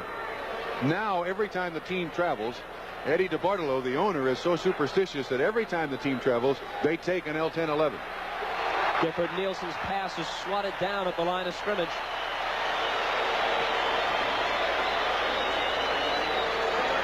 I don't recall Nielsen being sacked today. He's been under pressure several times, but not sacked. Now the 49ers, Fred Dean and company, are really going to be teeing off on him. This guy Benjamin getting loose. Out of Stanford, another one of Bill Walsh's proteges. You can count Dan Fouts. You can count Church Shawnert. You can count Ken Anderson. Now Joe Montana. And he had Guy Benjamin at Stanford.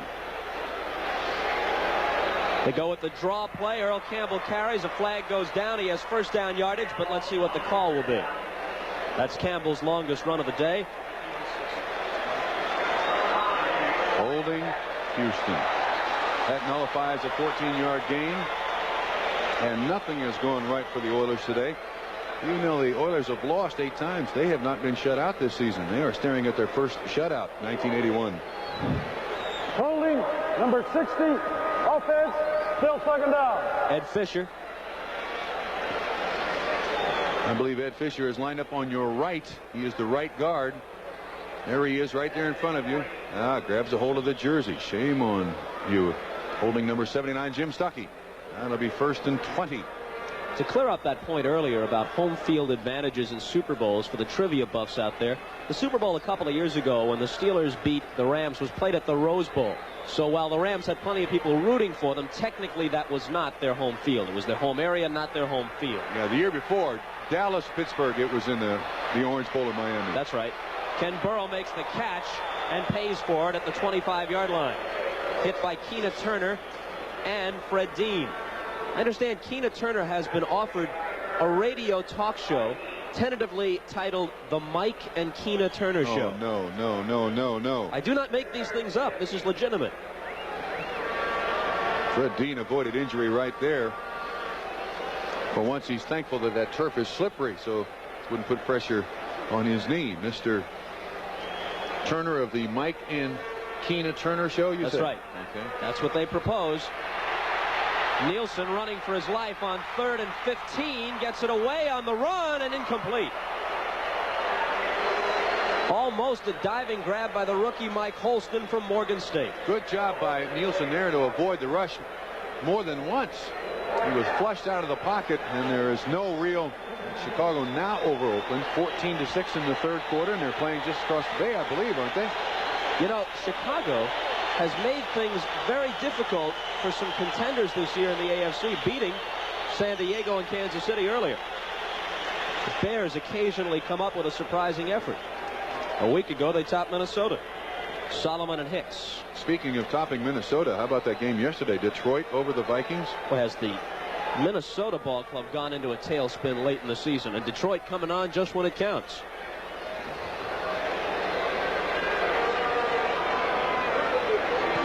Parsley punts.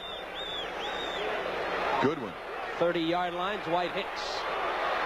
Dances to the 35, to the 40, to the 45. A flag goes down, and Hicks does too, but not before he gets to the 49.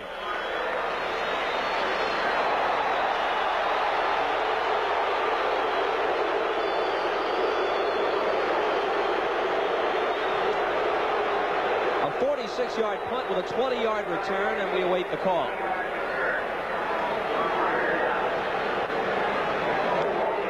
Block in the back, which more often than not seems to be the call when a flag flies on a punt.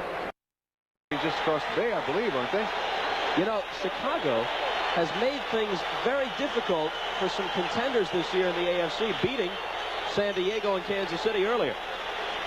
The Bears occasionally come up with a surprising effort. A week ago, they topped Minnesota. Solomon and Hicks. Speaking of topping Minnesota, how about that game yesterday? Detroit over the Vikings. Well, has the Minnesota ball club gone into a tailspin late in the season, and Detroit coming on just when it counts.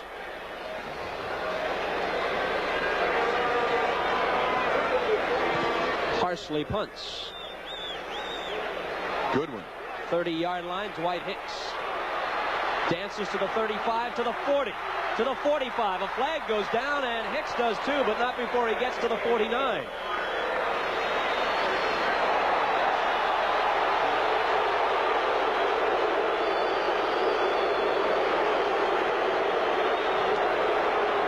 A 46-yard punt with a 20-yard return, and we await the call.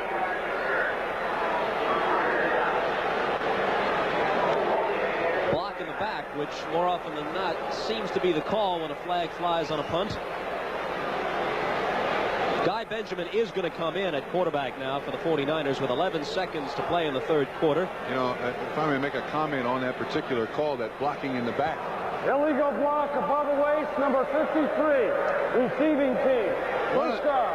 One of the things that I believe the players have to understand nowadays in the NFL, that once that ball is punted, there is only one thing that all officials are watching on the field. That is blocking in the back. You are not going to get away with it, no matter how you try to disguise it. One of these players eventually going to catch on. They're not looking for anything else, not offsides or motion, or once the ball's in the air, it's the blocking in the back. Benjamin's first play from the 24-yard line. A completion to Clark. And Clark is dragging people with him. Has the first down at the 36.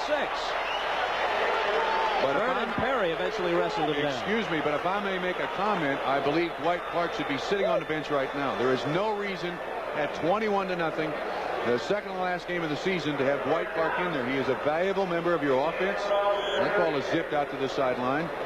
Excellent catch, drop, and catch. He should be sitting on the bench right now. No reason to play him. Play the backups. Don't get anybody hurt. This will be the last play of the quarter. 2 seconds on the clock. A quarter in which the 49ers have gone from a scoreless tie into a 21-0 lead. Ring carries. Bill Ring to the 40. A flag goes down. The time has run out in the quarter. Let's see what the penalty will be. It was a gain of 4 by Ring.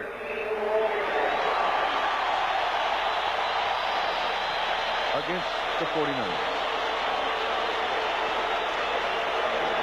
So that'll cost him 10, and it will be 1st and 20 when we start the fourth quarter. Dwight Clark now the proud possessor of the San Francisco 49ers club record for receptions in a season, 84, set last year by his teammate Earl Cooper with 83. And he's the first 49er receiver to gain more than 1,000 yards on receptions in a season since Gene Washington did it back in the early 70s, and Gene, of course, with us now at NBC. At the end of the third quarter, the score, the 49ers 21, the Oilers nothing. Another look at the 49ers sod squad, all of them former NBC color announcers. Thank you very much. I would enjoy that. They supposedly brought in some agronomists to try to grow grass here. I beg your pardon. They brought in an agronomist, did they? Yes. Guy Benjamin at quarterback, 1st and 20. First play of the fourth quarter. Earl Cooper takes the pitch and gets a couple of yards. I still wonder the sense of keeping Earl Cooper as you look at the Denver over Seattle score 16-3. Seattle beat Denver earlier this season, but the Broncos apparently in control this time around. But for San Francisco, why do they have Earl Cooper and why do they have Dwight Clark in there? This is when players normally kind of back off a little bit. You know, they don't have the intensity, leading 21-0 with a final quarter to go. But, Trump, isn't it true that very often that's when you're most likely to be injured, when you don't go all out? That's exactly my point. So don't take a chance. Get him out of there. 2nd and 18. Benjamin finding Ring. Bill Ring makes the catch for a first down out near midfield. J.C. Wilson with the tackle. Reinfeld also there, but too late. 21-yard gain. This is what San Francisco seems to do best, too. Backs out of the backfield. Just little dinks here and there. Good move by Ring, faking the outside move. Comes back up underneath. Nice gain. What'd you say it was? 21 yards? Benjamin stands in there very well. He has not played an awful lot this season. As a matter of fact, coming into this game, he had thrown a grand total of 3 passes. 49ers looking for their 4th win in a row. It would make it 11 out of 12 for them since a 1-2 start and boost their record to 12-3 with a week remaining. Into Oiler territory at about the 49-yard line. This is where I think the 2 head coaches should meet at midfield and declare it a gimme. The rest of this ball game is good as far as I'm concerned. If I'm from Houston, we'll give it to you. See you next year. Bill Ring carried for 3 yards, so it's 2nd down and 7 coming up. 12:50 to play in the game.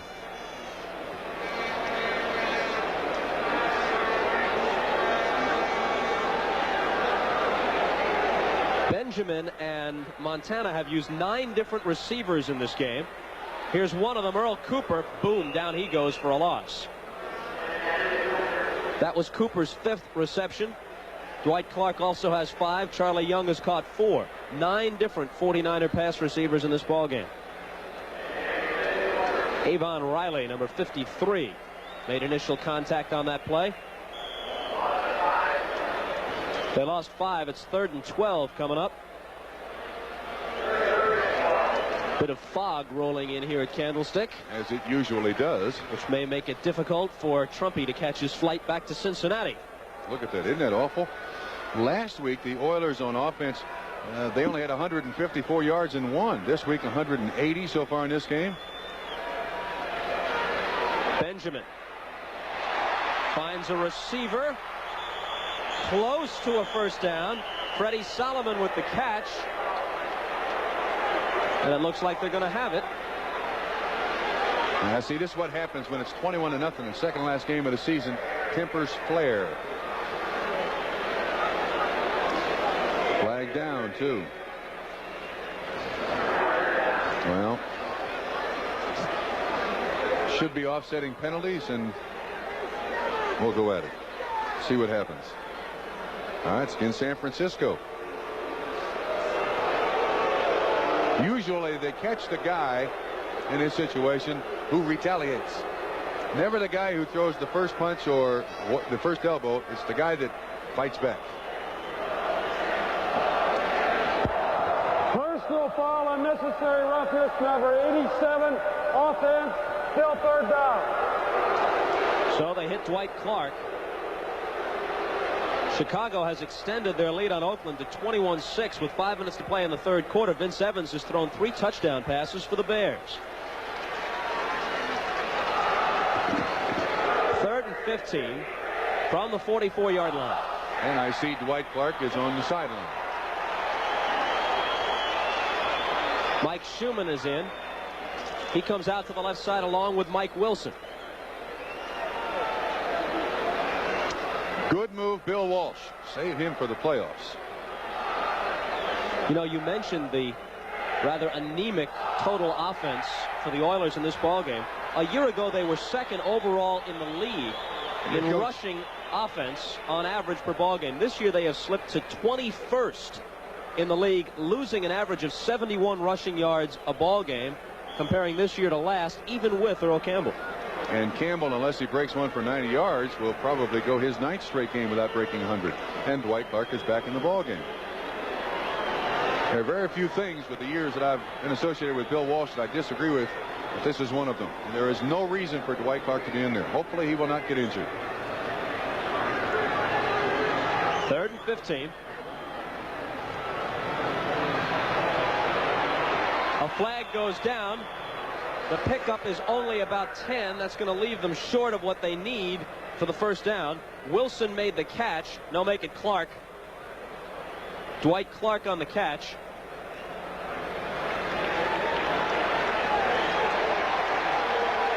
I believe the penalty is going to be, as you watch the reception here by Dwight Clark, the penalty is going to be on Houston for pass interference. Greg Stemrick, number 27, had his hands on the outside receiver, and therefore it is illegal.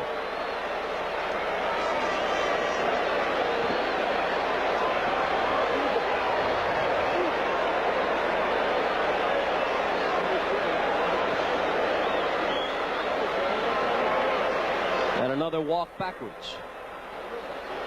No, or forwards. It's got to be forwards. It's against Houston. You're right. So they have to go the other way. I think it's illegal contact by Greg Stemrick. Holding number 27, defense, first down. And it is Stemrick. And giving them a first down just shy of midfield. Excuse me, Bob. Now Dwight Clark once again on the sideline. And they do have a backup for each one of their wide receivers. They have Schumann and Wilson. There's still no reason to have Dwight Clark in there. They are not thin at wide receiver. 11:35 remaining in the ball game. Bill Ring carries on first down, breaks a tackle, and gets about 10.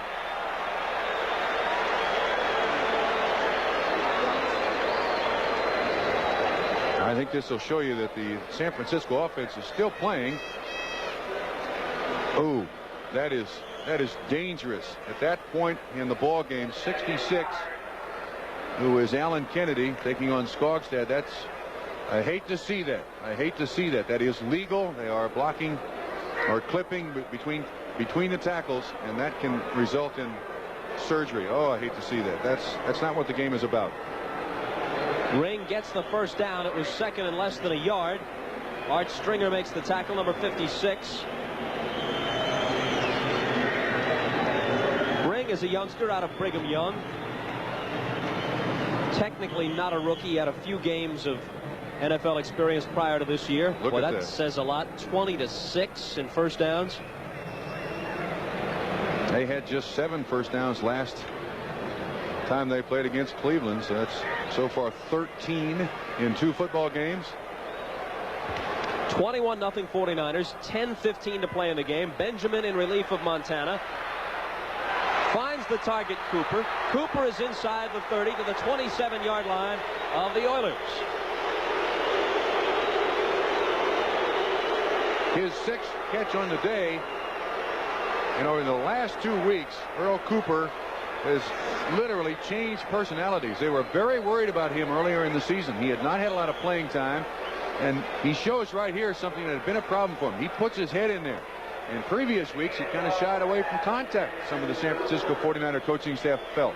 But I believe that first play that the 49ers had to start this football game, the screen pass out to Cooper, got his mind right, because he has played well today. He's had, 6 catches. He's also carried the ball 5 times for 38 yards. That's not a bad day. Benjamin to the air. Has time. Has a receiver. Has a touchdown. Mike Wilson, the rookie from Washington State.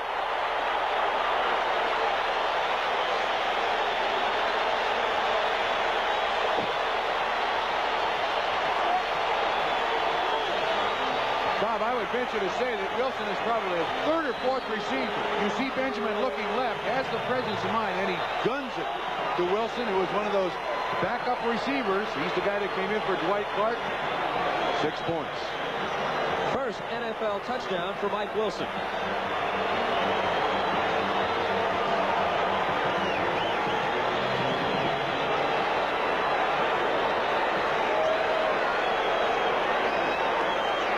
Wershing boots it through. He has been perfect on his PATs today and through the season.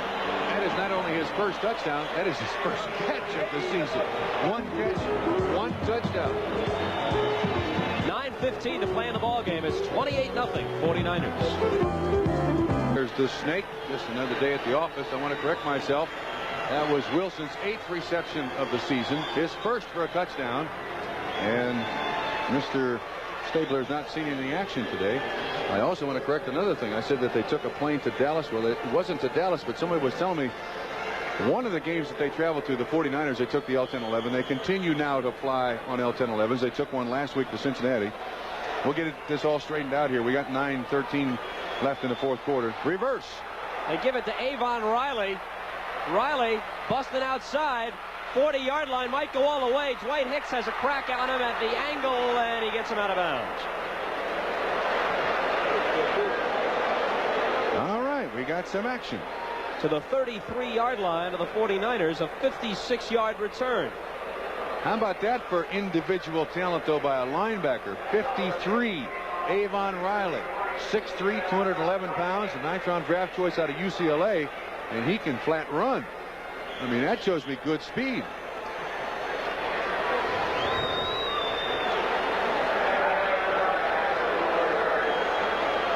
Houston has not been shut out since December of 1976 when they lost 21-0 to the Steelers. They trail here 28-zip.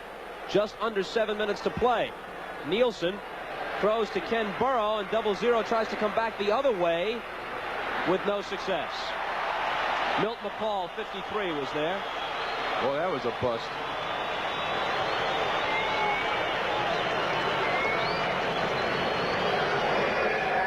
It's 28-0 San Francisco. The 49ers have scored every time they have touched the ball in the second half. They have not punted in this half. They have drives of 69, 65, 26 after a fumble recovery, and 76 yards for touchdowns. The last drive engineered by Guy Benjamin in relief of Joe Montana. I'd say that's pretty efficient offense.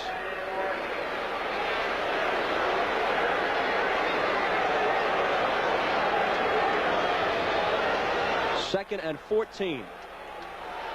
The draw play to Earl Campbell. And down he goes at the 30 after picking up 7 very tough yards. Bobby Leopold, second-year man for Notre Dame, with the tackle. Hit him right between the shoulder blades, too, from the back. Watch this tackle. You'll see from the left of your screen. Number 52 come. Boy, that is a head snapper. Suffer whiplash from a tackle like that. 3rd and 7. Clock running.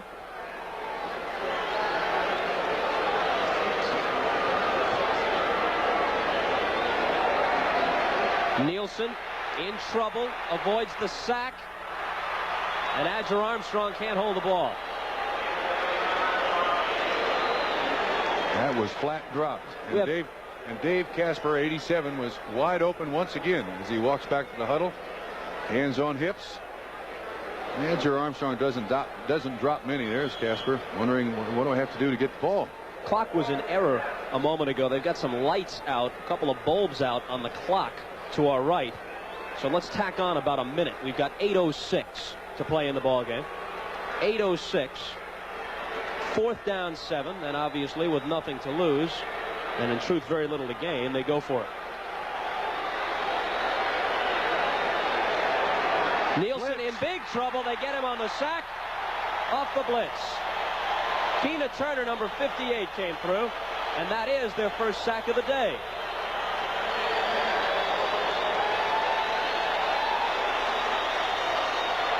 The 49er fans are loving it. You'll see the running back here try to make, no, actually it's the offensive guard. 62, I believe, Schumacher, or was it Fisher? 60, try to make the pull out of the line of scrimmage and make the block on Turner, but no. First sack, San Francisco takes over. All right, so the 49ers have the ball again at their 41-yard line. 8:03 remaining in the game.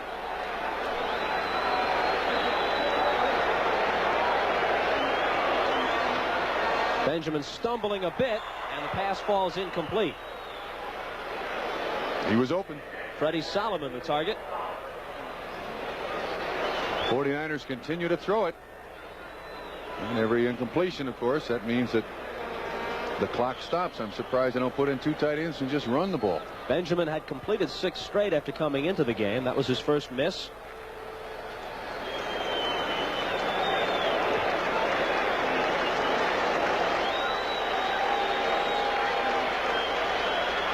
Mike Wilson, who caught a touchdown pass a few moments ago, to the right. Mike Schumann to the left.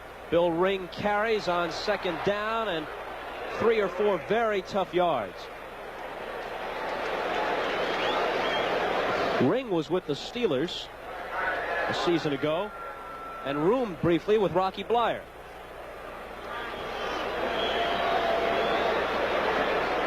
Plays somewhat like him, resembles him a little bit.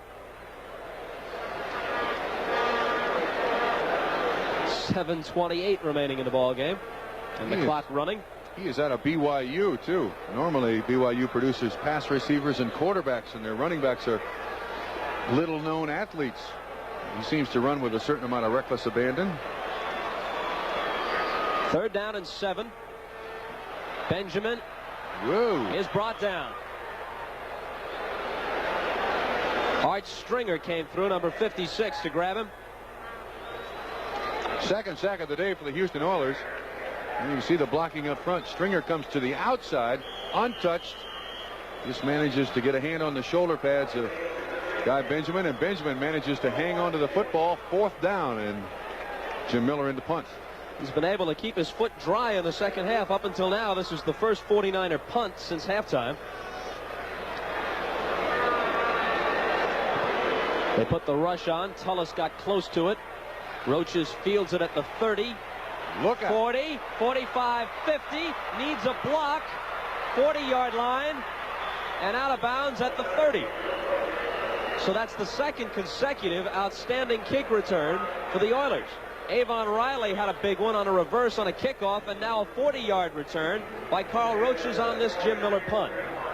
He gets by that first wave of tacklers, and I'm hoping we'll see at the very end of this Jim Miller, the barefooted punter, just to the left of where the camera is, gets his foot stepped on, but a good return.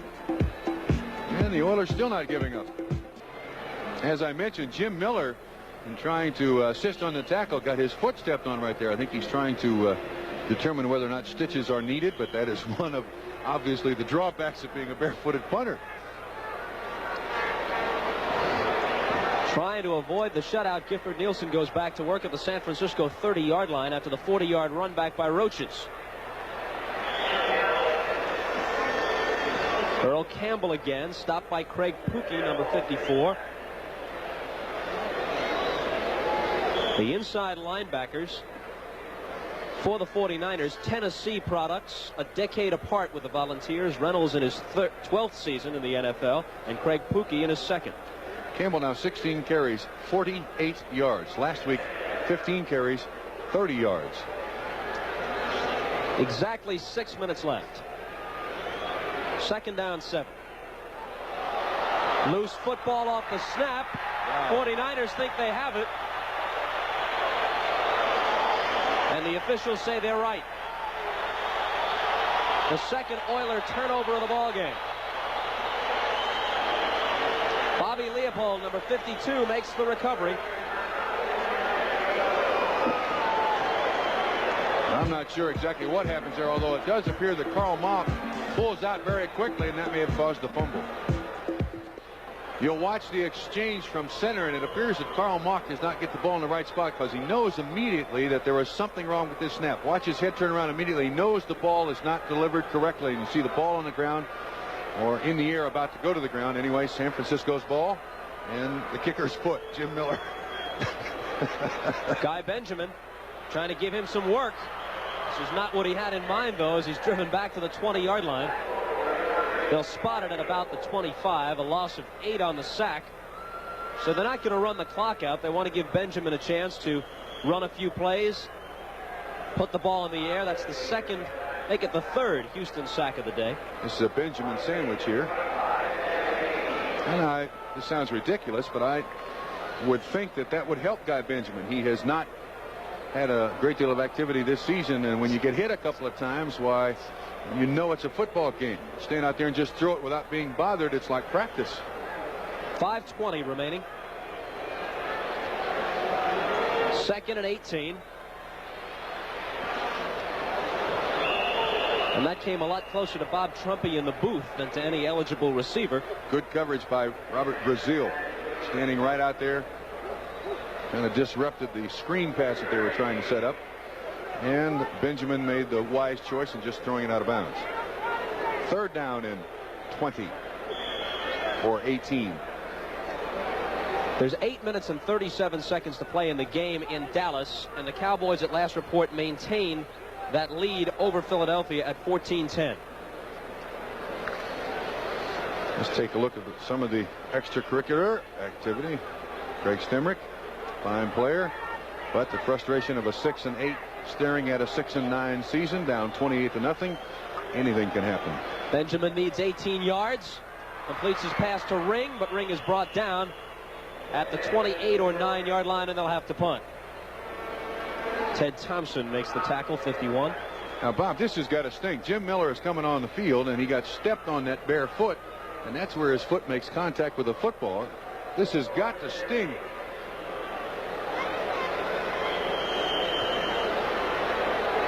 See if we can detect a grimace on his face. Roaches again as the deep man.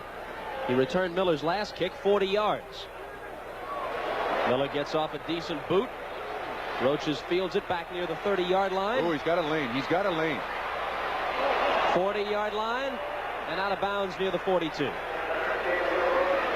With 4:23 remaining in the ballgame. Next week, NBC Sports has another special Saturday edition of NFL football. Brian Gumbel with all the news from around the league. NFL 81 begins at 3:30 Eastern Time, 2:30 Central, 12:30 Pacific. Then a game that could decide the AFC East title, Buffalo taking on Miami in the Orange Bowl. A special edition of NFL football next Saturday on NBC Sports. And then Saturday night, a late night special.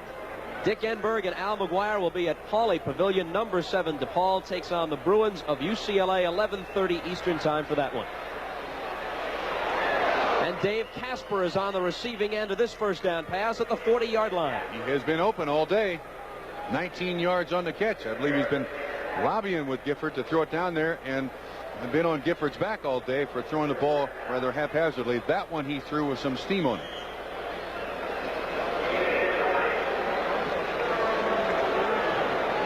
.355 to play in the game. Harold Bailey is in the ball game now, number 11, as a wide receiver, flanked out to the left side.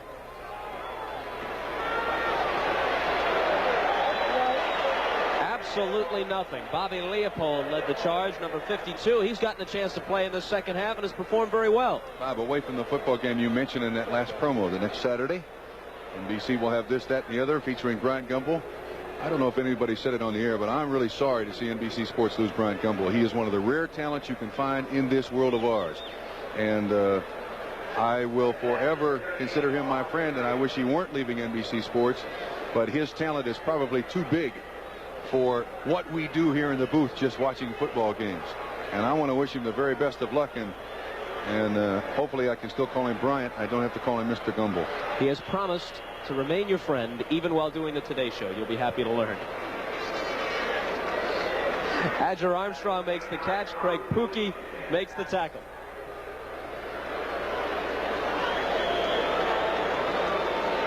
You can still call him Bryant, but you have to call Tom Brokaw Mr. Brokaw. Okay, I'll settle for that. Third and we'll call it 10. 2.5 minutes left in the game.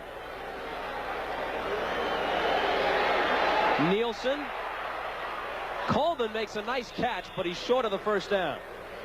Look at the turf right behind his feet.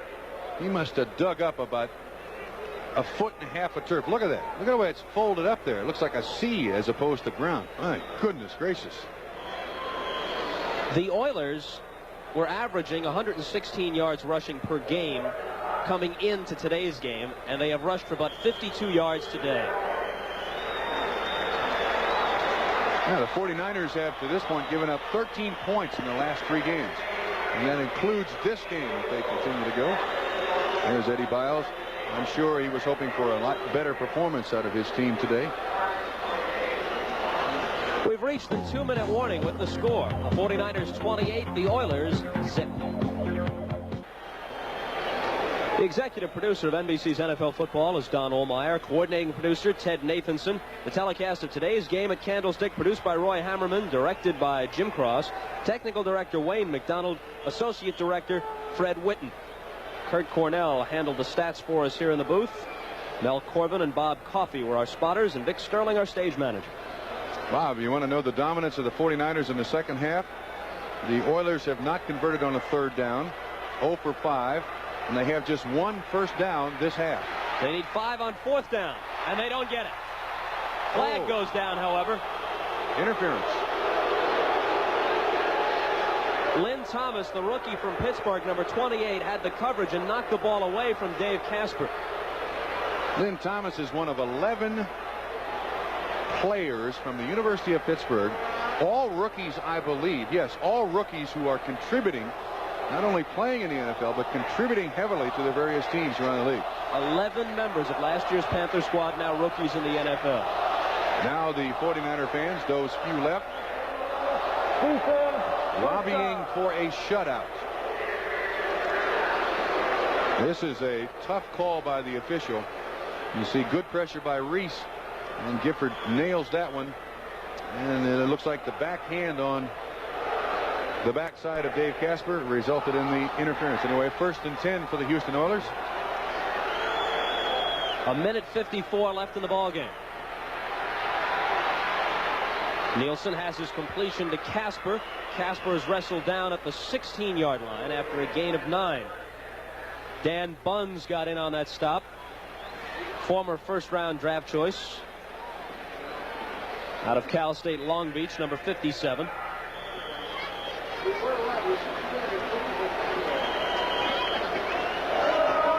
Second and a long one coming up. Timeout, Houston. Well, when you look at those completions, 21 of 29, that's a bit misleading as to Nielsen's effectiveness today. I believe I've already spoken enough to that.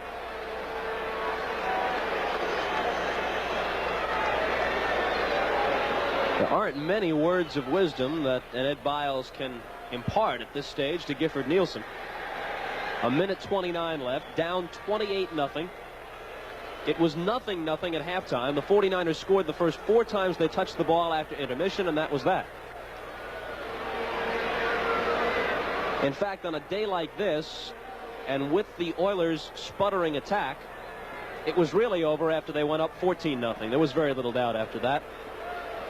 I tend to agree with you. 1:29 remaining. The Oilers have 2 timeouts left.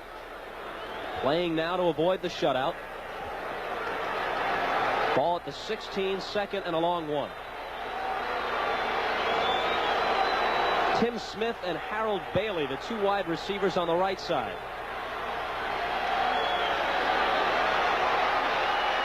For Bailey, batted in the air, incomplete.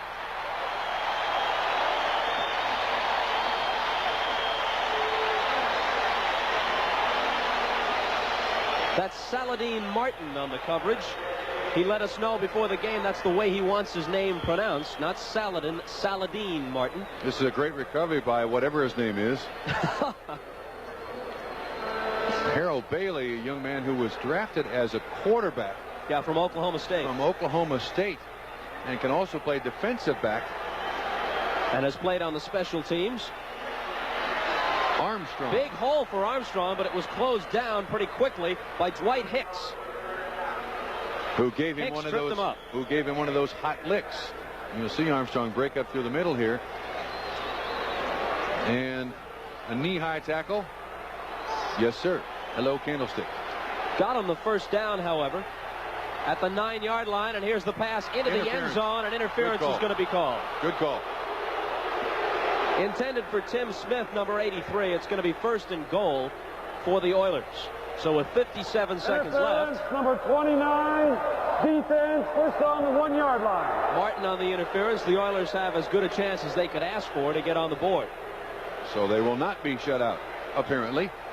That is, barring some fumble or a problem with the snap from center. And when was the last time they were shut out? 1976 versus 76. Pittsburgh?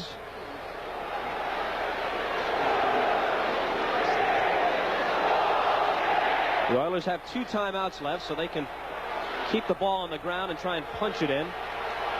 They have Campbell, Armstrong, and Wilson as the 3 backs. There's Armstrong in motion. There's Campbell carrying. And he is denied. Or is he? The official comes into the middle of the pack and falls down. Gets up to say touchdown. He was the only one out of 7 standing down there who said touchdown. But nevertheless, it's on the board. Well, let's watch. Right from the line of scrimmage. Does he break the plane? I would say that is a very gracious gesture by the official in allowing the Houston Oilers that touchdown. Didn't look to me like he made it, Trump. No, where does he break the plane? There? No, before that is what they would say, I think. Just when he made contact with Buns, number 57, is where they must have seen him break the plane. So Campbell gets the touchdown, making the score 28-6. And now Tony Fritsch to kick.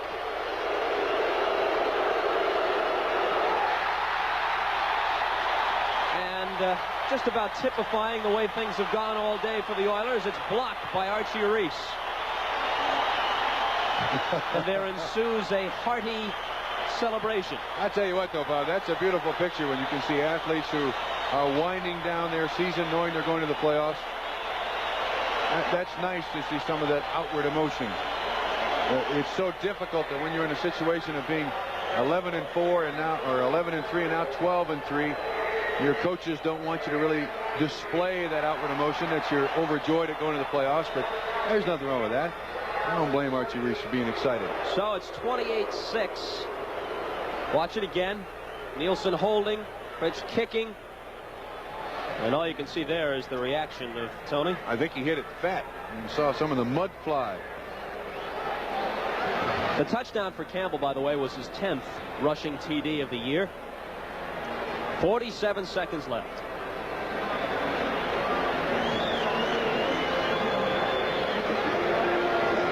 To repeat something we said in the early stages of this football game.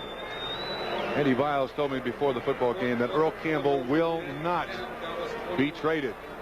And to put the mind at ease of one Earl Campbell, apparently told him personally that, Earl, you are my man. There is nobody in this league that I would trade you for. The Cowboys, after trailing early, have now lengthened their lead over Philadelphia 21-10 with 4:55 to go at Dallas. Ron Springs, the last touchdown, a 12-yard run. So if that holds up, the 49ers are going to have to win next week at New Orleans to be sure of the home field advantage in the playoffs. The onside kick attempt, as expected. The 49ers coming up with it, as one might also expect after watching this game and the way things have gone. Good point. 46 seconds left in the ball game. A valiant effort by the Houston Oilers. Not about to give up. It takes some talent to do that. You know, interesting. Ray Washing and Tony Fritsch can stand out there in the middle of the football field and speak Austrian to each other. The only 2 kickers in the league from Austria. Perhaps the only 2 people in the stadium from Austria. Fritsch from Vienna, Washing from Muncie. Here's Earl Cooper from Rice. You can tell Trumpy has to catch a plane. 40 seconds remaining. And I want these people out of this stadium. I mean, they're all still hanging around here. What's wrong with them? The game has been over for a long time. Get out there and get out of my way. 28-6 the score. Yeah, I suppose that's true. Somebody in the booth here just said they've been waiting 10 years for this. They're going to enjoy every last tick of it. And besides, the seats here are expensive. 40 seconds left and the ball at the 43 of Houston. Benjamin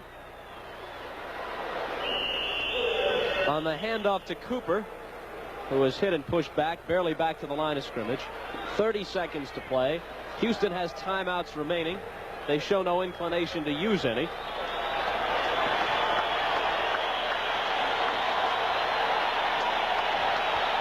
This man now has back victory and 11 in his last 12 outings.